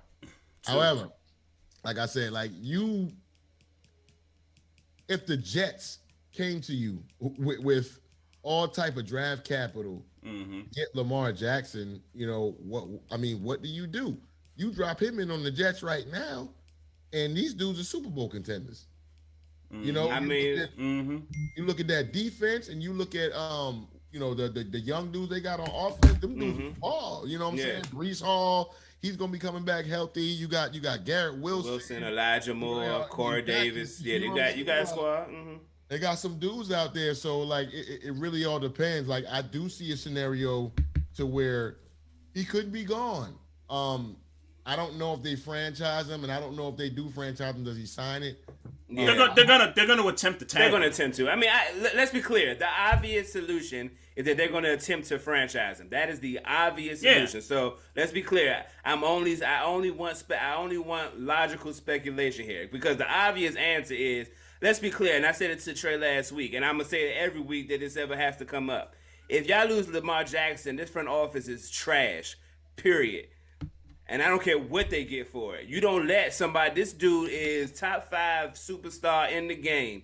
You don't let this dude go. You build around them, and then you got a Super Bowl caliber team. Yep. The problem is that maybe they haven't been able to build around him for whatever reason. I don't know why they can't get a number 1 receiver, or why their philosophy is their philosophy as far as to. Huh? What's that? They don't choose to. Right. I don't know, and I don't know why that's the case. I don't know. That's for another day, another debate. I don't know why they feel like we don't need a number 1 receiver, or we don't need to go pay the money to get a number 1 receiver when he's available. I don't know why that's the case. What I know is that when you got somebody game-changing, MVP, already proved his worth, you let him sit and you let him keep on continue to prove that he's that dude, that him. It's probably because you looking like you might have a better option, and you don't. You just don't right now. It's a couple of mistakes that the Ravens are making. Number one is that this offense, and this is why they got rid of Greg Roman. I mean, they could say, well, we parted mutual ways, but realistically, they fired Greg Roman because of the play calling, because of not being able to adjust the offense when you need to adjust it in crunch moments. And more importantly, Lamar Jackson, you really haven't seen the growth of Lamar Jackson in this offense. I'm talking about the offense. In the offense. Inside the offense. Inside the offense. You haven't seen that. Not to say that Lamar Jackson can't throw the football. I'm not questioning like his ability and all that. I'm talking about the play. I'm talking about play calls, right? Like it's the same stuff. It's the throw it to the fullback in the flat. You know what I mean? Like it's the throw it to the tight end in the end zone. And Mark Andrews is great. Don't get me wrong, but it's the same stuff. Like we get in the red zone, we don't use the running backs to score touchdowns. We throw in the red zone. Like it's just mind-boggling to me that these are the play calls. So it's an offense that doesn't allow you to grow, and quite frankly, the other question too is they need an offensive coordinator. Who's the offensive coordinator going to be? Is Lamar Jackson going to be involved with picking the offensive coordinator? I go try to steal Eric Bieniemy. Yeah, and that's been rumored that we're going to be talking to Eric Bieniemy about that. So, and I would love to have Eric Bieniemy as the offensive coordinator. If that's what it's going to take to get Lamar to not only stay, but to maybe get closer to a deal, then I'm all for it. Yeah, for me, and again, let me be clear, he gets franchised, but because we've been having this, it be foul, right? Because here's the thing.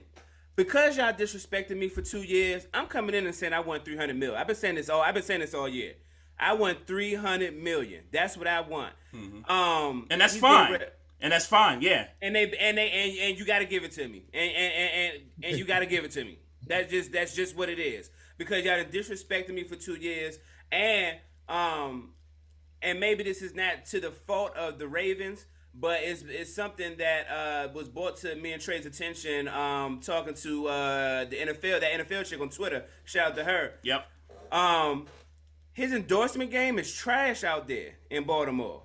Like, it's trash out there. Like, they got more flyers of Justin Tucker than of Lamar Jackson. And you know what I'm saying? And in my mind, if you're not going to give me my money, you bet, out your pocket, then you best better find me my money Which- out somebody else's pocket. Which, by the And way, is not the Ravens' fault that his endorsement game is it's trash. not their fault. But you're not gonna tell me that there's not something they could have done about it if they're gonna play with his contract money.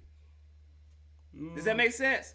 Yeah, they could have promoted him more around the city because they can make sure a lot of those things happen Right. or don't happen, so to speak. So yeah, they could have made sure that they did a lot more promotion. Like you said, there's more Justin Tucker's that dude, but Sure. Yeah. he ain't Lamar Jackson. No, Period. no. I don't care if you're the most accurate kicker or the most clutch kicker and you made the most kicks. Fish. I don't care about none of that. At the end of the day, you're not Lamar. Your job does not come into play Until Lamar Jackson gets you there. Fish. It's criminal. This is what's criminal. Under Armour is headquartered here in the city of Baltimore, right? They got the facilities, they got the factories and all that stuff. It's criminal that there is no partnership with Lamar Jackson. This is the biggest star, the biggest sports star in the city. You got one of the top athletic wear companies in the city, and there's no endorsement deals. There's no shoe deals. There's no partnership. Does he not want it? Is he involved with Nike? I don't know. I know no, to answer your question. No, he's not in. No, I don't think he got no dealings with Nike. Not to my knowledge. I don't think he does. I don't think he does. No. Not to my knowledge. Oh, Bubba, no. Yeah, not to my knowledge. But see, the thing is, because here's the other part that the Ravens have knowledge that his family is representing Lamar Jackson, his mama. No, she's not. And I'm gonna tell you why. Uh-huh. His mother is not a certified agent, which means NFL teams won't talk to her. So he don't have an agent, is what you're saying. He's representing himself. He's representing himself. That's always been the case. Yeah. So the problem is so from and Trey correct me if I'm representing what the NFL chick said when we had her on. Right. He be talking to his mama for advice about how to get this money. No. Okay, I'm but in my opinion, mm-hmm. and tell me what you think about this, Trey. In Yep. my opinion, you appoint your mother, who, and I don't know if the status has changed right. since the last time I got the information, but you appoint your mother who's not certified so that you can do your own negotiations. I don't have to say I'm hired this agent, that agent, or whatever. Right. No, my mom's my agent. Knowing that she's not certified, so Yeah. the teams cannot talk to her. They have to talk to me. They super fun, but Right. then again, even I don't even care who it is. If it ain't the Ravens are missing an opportunity of getting him a bag. The Ravens, literally, what 20 minutes? The stadium literally 20 minutes from the Under Armour joint. Yeah. Literally. Yeah. Why in the hell ain't y'all walked to Under Armour and said, "Hey, get my man some money"? And the Ravens promote Under Armour. Like you see their press conferences, they promote Under Armour. I'm not a professional at how these. Wasn't Ray lose with Under Armour? I don't think so. I don't give a damn that much about Ray Lewis to know, but but I know for damn sure that they should have got Lamar. They should have been. If you're going to play again, to me it's principle. If you're going to play with my money on the contract side, then you best better give me my money off the books. Well, I'll say this about the Ravens, what they've always done, and there's only one person I know, and Trey, you can tell me somebody else. Yep. But there's only one person I know that got their money when it comes to the Ravens, and that's because they got backed into a corner and they had no choice. Right. That was Flacco. Joe Flacco. Flacco. Yeah. Mm-hmm. That was Flacco. So I honestly believe that Lamar was banking on not getting injured and making and saying, I'm going to do the same thing and I'm going to force them to. But then when that injury happened, he had to make a business decision at that point because it's like, okay, my gamble hasn't paid off. This injury is affecting me. If I go back out here, I really could endanger my future going forward. Yeah. And I play into the hands of the Ravens and they say, we're not even going to give you what we were going to offer you. That deal has been, rescinded, on it. So I think that's the battle just the organization itself. The Ravens just don't pay people like that. I think Ed left. Maybe I'm wrong. Ed Reed left because He was on the back nine. He was on the back nine. And only people that got paid was Joe Flacco and Ray Lewis. Yeah. So I think that's probably the biggest thing is that they don't want to pay for that because they have this formula, and that formula has worked. Yeah. And they have been relevant for decades. Right. With that formula. And just to clarify what you're saying, Fish, those guys got paid when their current contracts were up, right? And they were having the ultimate success. Because everybody else, if you wanted to keep them, right? Everybody else was already under contract, right? They've done a good job of keeping extending them. They've been giving other guys extensions. Terrell Suggs got an extension. Haloti Ngata got an extension. Ray Rice got an extension. So they do very great when it comes to extending guys when they need to do it before the contract runs out. Except for maybe possibly the best athlete they have ever had in their franchise. It's just that when it comes to the quarterback position, and I don't want to turn this into a Joe Flacco versus Lamar Jackson debate because there isn't no debate. Lamar Jackson is the better quarterback. He's the star more than Joe ever was. But when it was time to sit with Joe and say, hey, we want to offer you this, they lowballed Joe Flacco. Joe felt like, hey, this ain't enough. I want to give this a chance to see how it plays out. Lamar Jackson, hey, Lamar, we want to offer you this. Nah, I want to play this out and see where everything go. And the money was different. When Joe got paid, the money was different, right?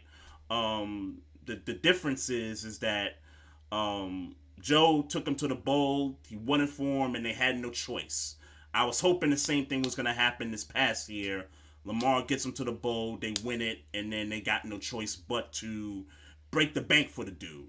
And now we're sitting at a point where, and the NFL chick, Maestro, this is what she alluded to when she was talking about this guy needs to have an agent. This is where the agent comes in and starts to, quote unquote, quiet the noise, right? Because now there's reports about, they're so far off in negotiations. Well, how do we know that that's true? Because usually the agent is the one that gets that information put out there.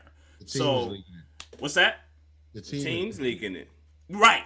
The team's leaking that stuff. But do you think the team is telling the truth on some of that stuff? I don't think so.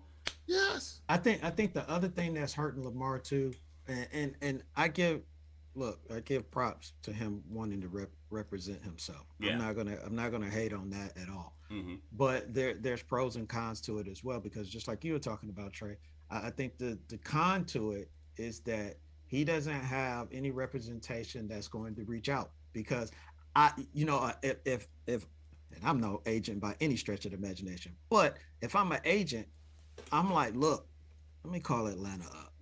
Hell, let me call such and such up. Even if that's just smoke or whatever. Yeah. That I can come to the table and be like, you know what? We got 3 other teams that's interested in my client right now.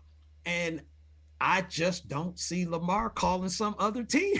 But that's having crazy. a conversation, I say he go in there. He can't technically have a conversation with another team. Yes, he can. He represents himself. He's under contract. But he's representing himself. Correction. He's not under contract. He's not under contract. They signed his 5th-year option. He ain't been in the league 5 years. Yes, he has. Yes, he has. This is year 5. It was year 5? Yes. Yeah. Yes. That's why we're talking about the franchise tag. Yeah. Right. That is right. Mm-hmm. Yeah, he's not under contract. Which is why I'm saying they're going to tag him, because they're just not going to let him just go out on the open market and then they don't get nothing back from him. About either I'm going in there like Ice Cube into the Baltimore offices with the bats to get out my contract, and I'm getting my $300 million, or I'm going to Atlanta or going somewhere where they're gonna give me $260, guaranteed. But Baltimore gonna give me $300. You're not gonna play with me like this for 2 years and not give me my money. Yeah. Now I gotta overcharge you for what they did to the Cold Crush. Well, I agree with that.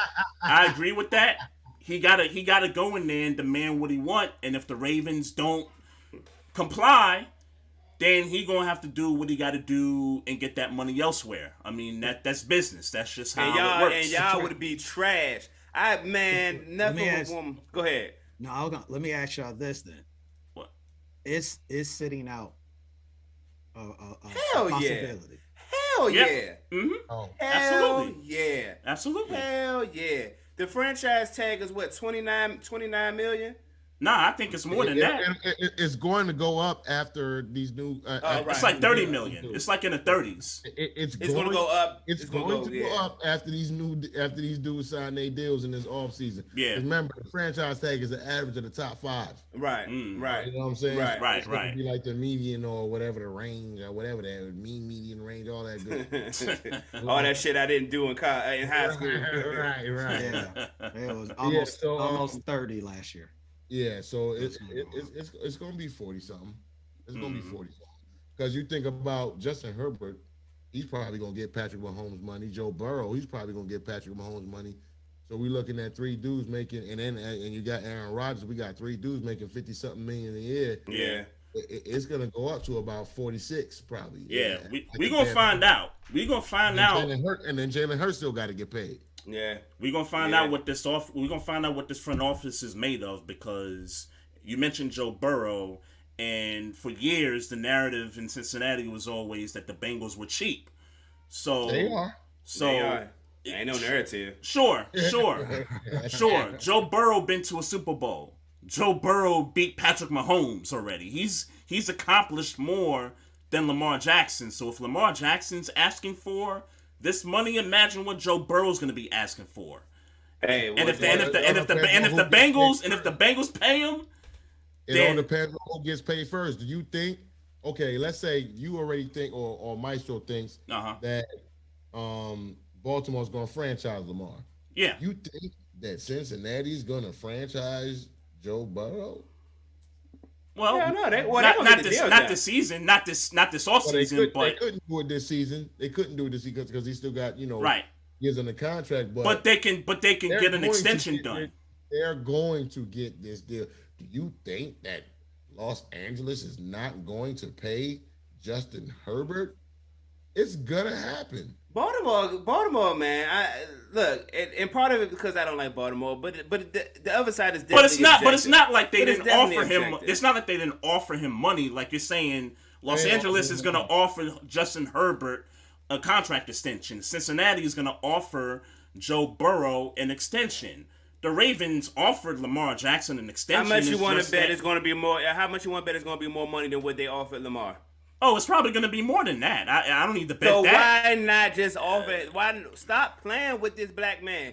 Offer him the money that you know he should have got offered, and then when you offered him, stop playing with him like he's some poo putt. This is what they do, man. Like I said, I brought up Joe Flacco. They lowballed him. Like this is what they do. And it's an indictment. Lamar gonna be like The Color Purple until you do right by me. And you talking about losing. You talking about losing, and this is objective. This is going to get. You're talking about losing a generation talent. Yeah. You're not talking about just losing some. No shade. You're not talking about losing Jacoby Brissett. You're talking about losing Lamar Jackson. Right. Yeah. I'd be pissed Tyler off. Huntley. I'd be pissed off. Yeah. Yeah, I'd be pissed off if Lamar Jackson left. I'd be pissed off the second that he turned down a contract and they hadn't countered. I think the only way this works for both sides is if somehow, some way, that, like Fish was talking about, if they trade Lamar, they're trading him to a team that, like Chicago, for example. Oh my God! No, you didn't do this. No. What I'm saying, I'm just using Chicago as an example, but I'm just saying, like you're going to solidify, or you're going to secure that you're going to be able to get the quarterback that you want.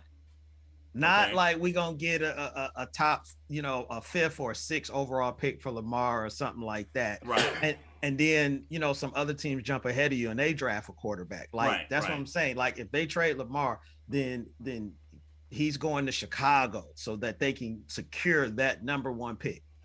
I hate that you said Chicago. Me and Trey just had an argument about some Twitter trade proposal last week. Yeah, I still don't think. Yeah, no. Let's be clear. Yeah. This doesn't happen. Let's be clear. Which I think you misunderstood, but no, go ahead. What? Trade to Chicago. Stop triggering me, bro. You know you misunderstood what I was saying, but it's fine. Go ahead. I don't think they would take Justin Fields back only to be in the same situation a year from now.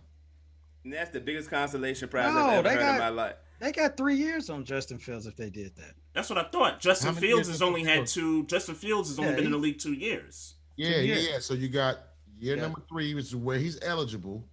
No. You got 2 more years, and then you got the option. And then the option. Yeah.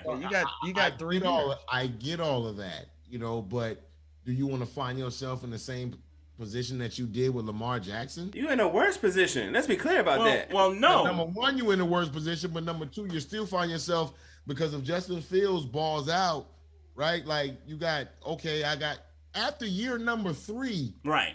You're eligible, which is why Joe Burrow is going to get paid this offseason, which is why Justin Herbert is going to get paid.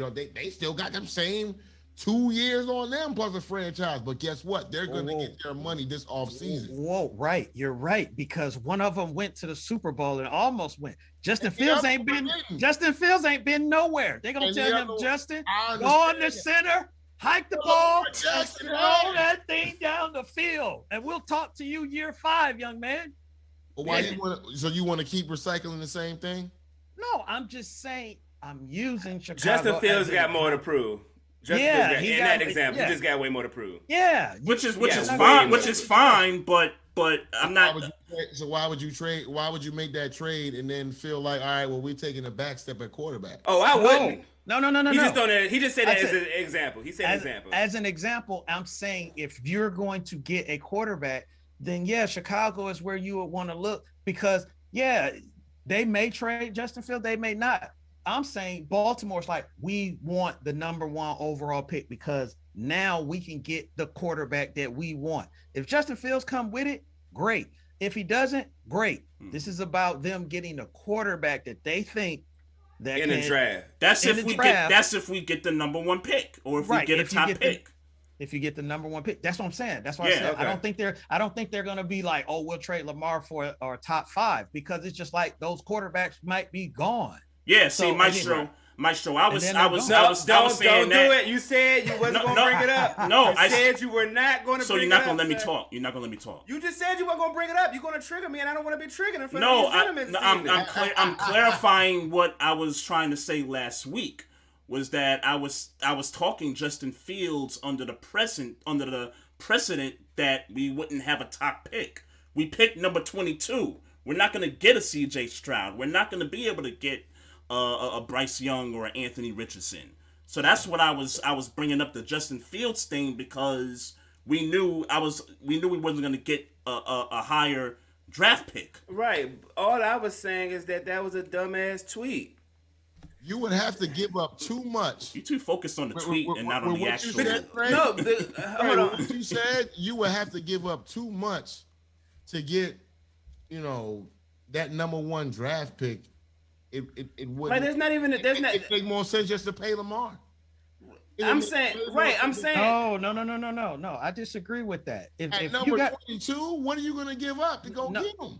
Lamar is your bag. Yeah. When folks trade up to the number 1 overall pick, they don't have another player. They're not saying I got a franchise player here. I got a transcending player here.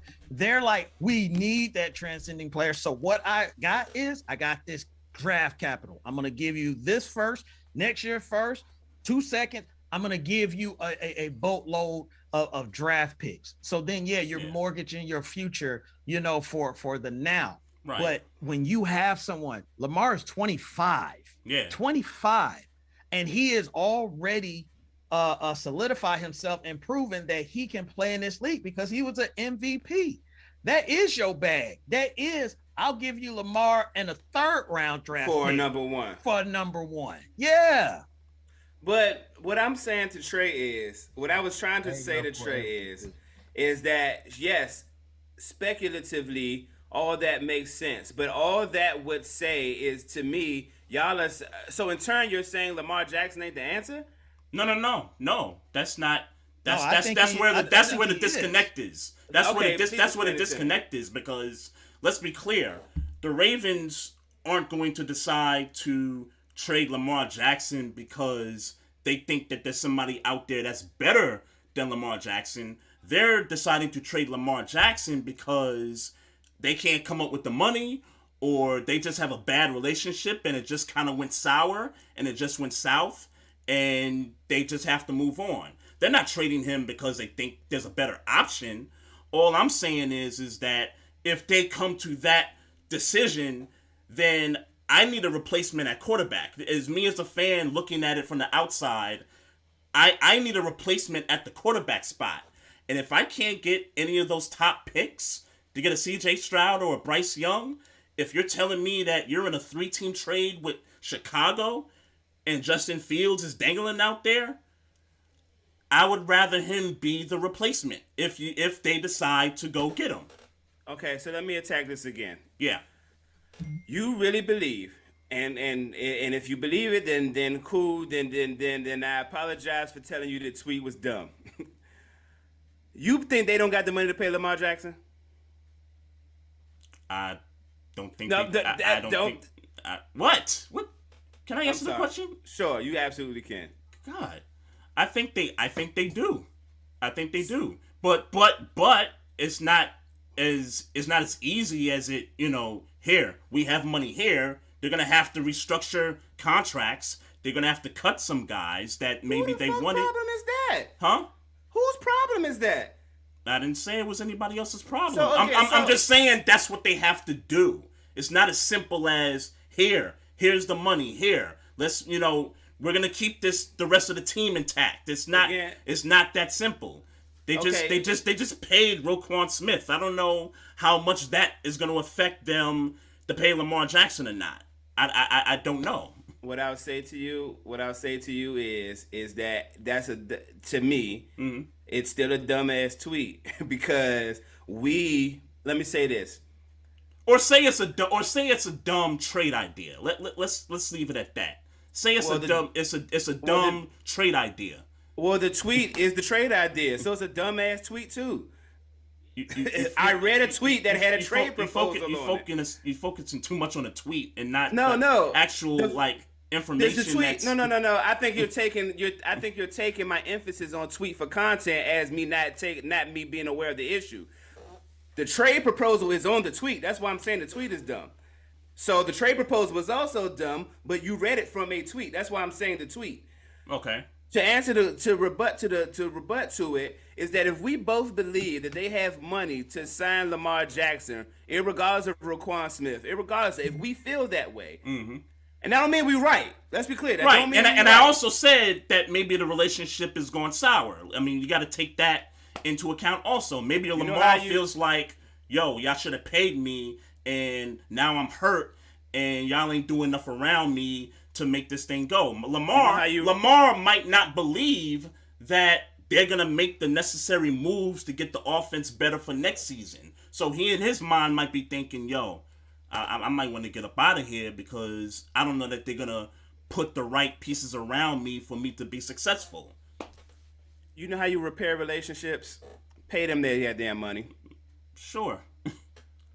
So I mean, I feel all the rigmarole and all the that's why I hate Twitter. That's the kind of reason why I hate Twitter in some respects, because all these mythological situations that don't, in this grand scheme of things, if you believe, and again, some of these people are way smarter than me, but I'm just from what I see, Lamar Jackson's only issue has ever been, y'all not paying me my worth.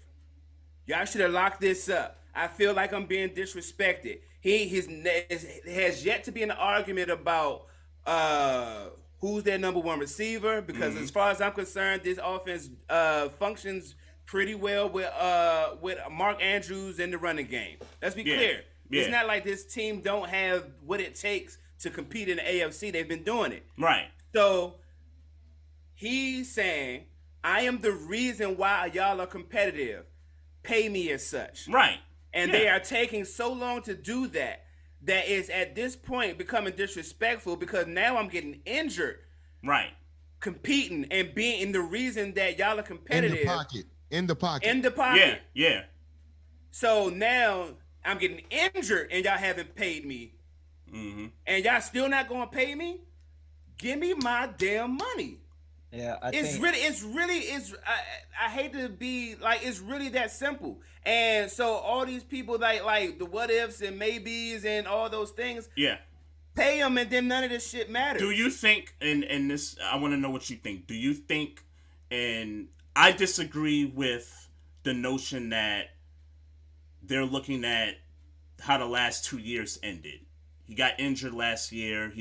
He missed the final 6 games. He got injured this past season. That's more missed 5, 6 games. It is more reason to pay yes, him. I agree with that. Like he got you enough of a lead this year to where you win a couple games and you still could make the playoffs. Right. Last year you were in first place. Right. In the whole entire AFC, but you weren't able to win any games. Right. And you don't make the playoffs. So I think that makes it more. It's like, yes, okay, you can say what you want to say, but I mean, I'm not getting hurt running out. I'm getting hurt in the pocket. Yeah. So if this was Tom Brady, this would not affect his money. If this was Peyton Manning, it would not affect his money. If it was Joe Burrow, it would not affect his money. So why is it affecting mine? Right. You should have extended me when I won MVP. I was just about to say that. Wasn't eligible. I don't eligible yet. No. What Trey is saying is that, or I mean, Maestro is saying, correct me if I'm wrong. The formula is, if I win MVP, you take care of me. Plain and simple. Anybody? Matt Ryan won the MVP. Carson Wentz messed that up for him. That's a whole different. Did Carson Wentz win MVP? Yes. No, he was. He was about to. He was about to. Yeah, he was about to. Yeah, he was runner up and missed 7 games. Right. Yeah. But Lamar won the MVP, and it's like, okay, I won the MVP. Mm-hmm. That's the prerequisite now for me to get paid, because it's like, hey, you can't pay me now because of the contract situation, but when we get to where you can start paying me, you can extend me, you're gonna take care of me. Yeah, that didn't happen. Then he follows it up with another season where they get to the playoffs, right? Yep. Wins a playoff game. Wins a playoff game. Mm-hmm. Then it still doesn't happen. Then you come into this season, right? And now I think Lamar's thinking like, I'm never going to say this because I'm not going to throw my boys under the bus, but there's a bunch of games that I had won for us, mm-hmm. and some other stuff that's not in my control happened. Yeah. And I'm still being told though, yeah, you're not going to pay me, right? Yeah. And I continue to do all this stuff. I took the job from your guy, because let's be real, Joe Flacco was the guy. Done. He was done. Well, no, probably. I'm saying that, but Joe Flacco was their guy, you know, because if they knew Lamar was going to be Lamar, they wouldn't have took him at 32. Sure. So that's what I'm getting at, is that Joe Flacco was that guy, and they were just like, well, we'll see what happened with Lamar. So he took that position, he ran with it and everything, and Lamar is just like, yo, it's time to take care of me, and y'all keep coming up with what had happened was, and the way my bank account is set up, and all this stuff. Checking in the savings. Do you think they look at the Browns and what they did and said, damn, they messed this up for us? No. Oh, yes. I don't think that. This is why I don't think that. Yes. Initially, I would say yes, but then there were 2 quarterback deals that were done after that weren't fully guaranteed. One of them happened to be Aaron Rodgers, and the other one was Russell Wilson. And Kyler Murray. Kyler Murray too. Kyler Murray. So I feel like at first when it happened, because the Ravens owner come out and say, well, you know, it's bad precedent to be doing stuff like this and all this other stuff. And then you know, you got these other deals that get done, which kind of lowered, or to the Ravens' expectations, I believe, lowered the quarterback market again back to where they felt like it should have been, you know, because I mean, no one's ever gotten $235 million guaranteed. Now, Kirk Cousins has gotten 2 fully guaranteed contracts as a quarterback. However, they were like 2-year deals. You know, it was 2 years. Yeah, the money was different. Yeah, the money was. You know what I'm saying? So, but still in all, the fact of the matter is, I think Lamar's looking at it, there's precedent as quarterbacks getting their money fully guaranteed. We got the low end and we got the high end. Mm-hmm. I've accomplished more than the dude at the high end. Right. Yeah. Right. Right. But where my money Lamar or where my powder. But but you're talking about the Deshaun thing. Yeah, I do think that messed it up because Deshaun got paid this year. Kyler got paid this year. Russell got paid this year.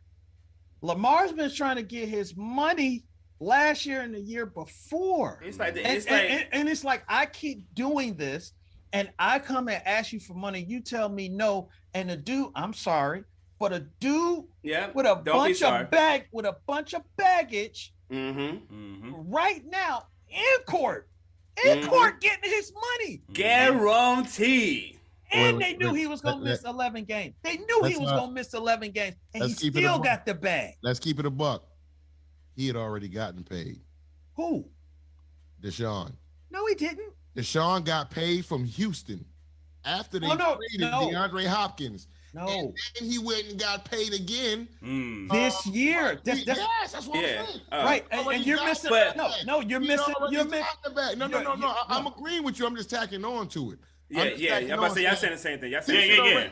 Houston gave him his money after year 3, which is like what Lamar was looking for. And then for Cleveland to get him, they had to agree to do what they did now. And Lamar like, hold up.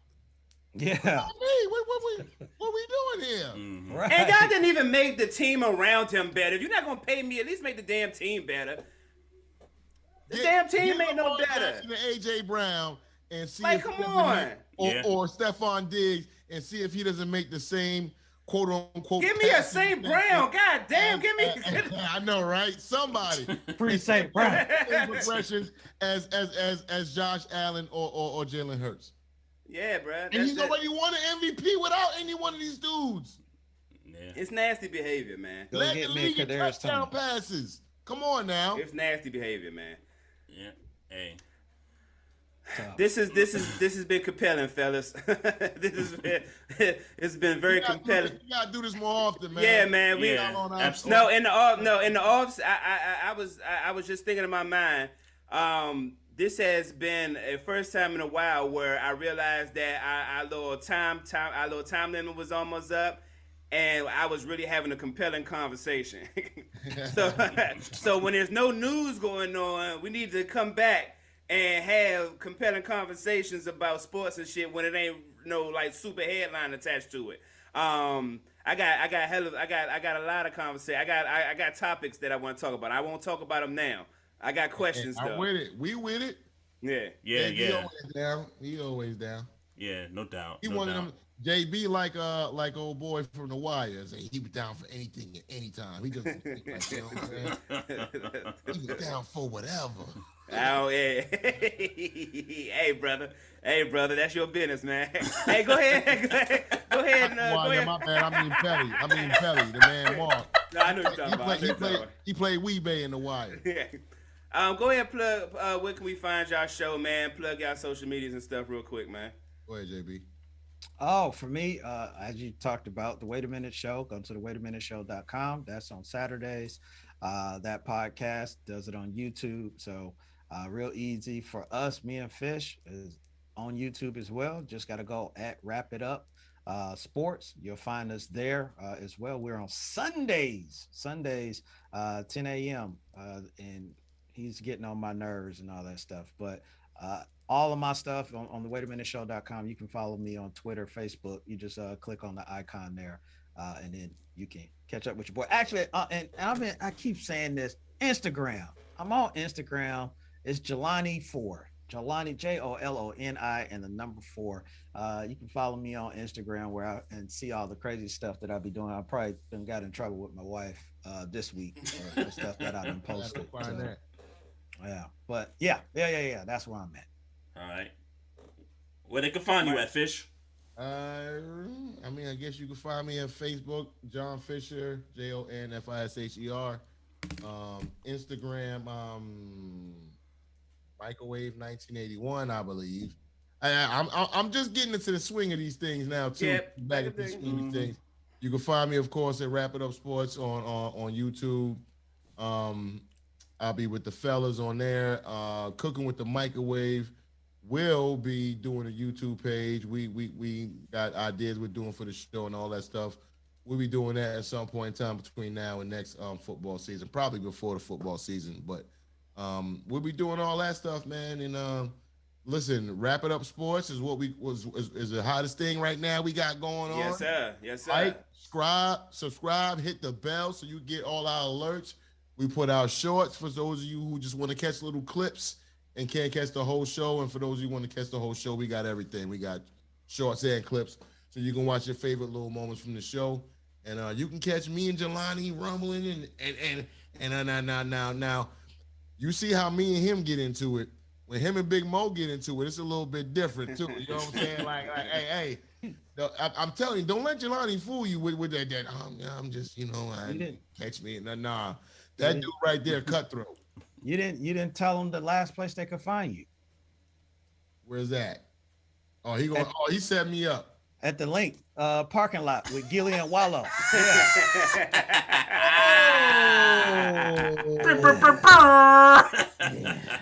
You know what I'm saying? It's all good. It's all good. I'm gonna take that one today.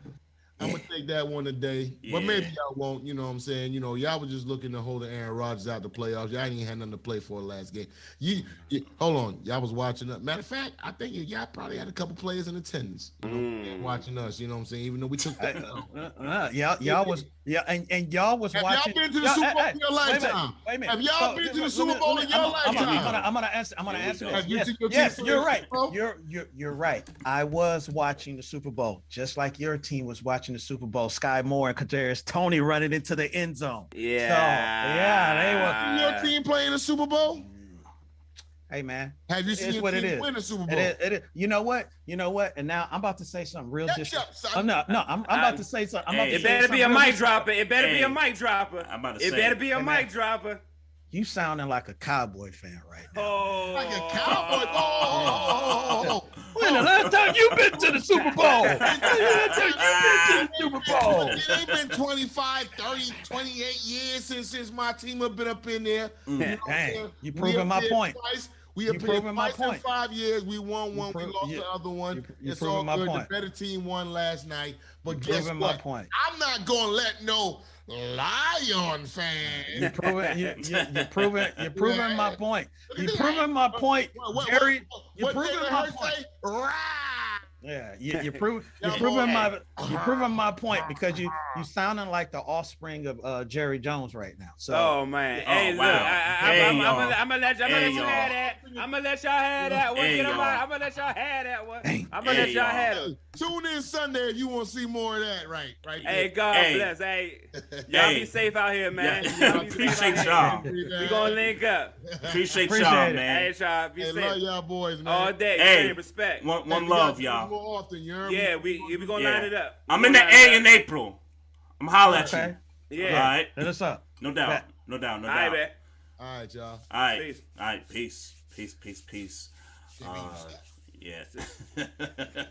Hey man, yeah. Yeah. Hey man, good shit, man. Good shit. Yeah, good stuff. Go ahead, get us up out of here, Trey, man. You go ahead, get us out of here, bro. Yeah, no doubt. I lost the show. Oh man, I was hoping to get into some of the NBA stuff. Actually, quick shout out to the NBA last week. With LeBron breaking Kareem's record and the trade that went down, Brooklyn just officially dismantling everything and sending Kevin Durant to Phoenix. Man. I knew we forgot about something. Yeah, I was trying to get to it, and then y'all put the whole Lamar thing on me, and it's like, all right. So, but we know, I think you and I are on the same page as far as the Phoenix thing. They're the favorite in the West. Yep. We'll see what happens there. We'll talk about next week. It'll still be. We'll talk about next week. Yeah, it'll still be fresh because he's still hurt as far as I'm concerned. So it'll still be fresh. And one more shout out too, man. ASAP Rocky, he's shooting the club up, man. Shout out to that man. Congratulations to him. Yes. Congrats. That was I enjoyed the catalog of songs that she played. I consumed it as if I was watching the verses, to be honest with you. She played the hits, but other than that, it wasn't the worst performance in Super Bowl history, but it wasn't the greatest either. I'll just say I enjoy seeing her play the hits. I'll leave it at that. Yep. So, shout out everybody in the chat, Facebook Live, YouTube, Twitter, all that good stuff. Continue to follow us on those platforms. Also, you can follow us on Instagram at Barbershop Sports Talk Podcast. You want to hit us up on the email, hit us up at barbershopsportstalk1@gmail.com, and write us a review, whether you're listening to us on Spotify, iHeartRadio, Google, Apple, all that good stuff. And we appreciate all the love, we appreciate the support and all that good stuff, man. Maestro, man, if nothing else, man, it's been a good few days. We're gonna get back at it next week, bruh. Yes, sir. No doubt. Everybody have a great week. Enjoy the rest of it. And remember, mind your own business. And drink some water. Recording stopped.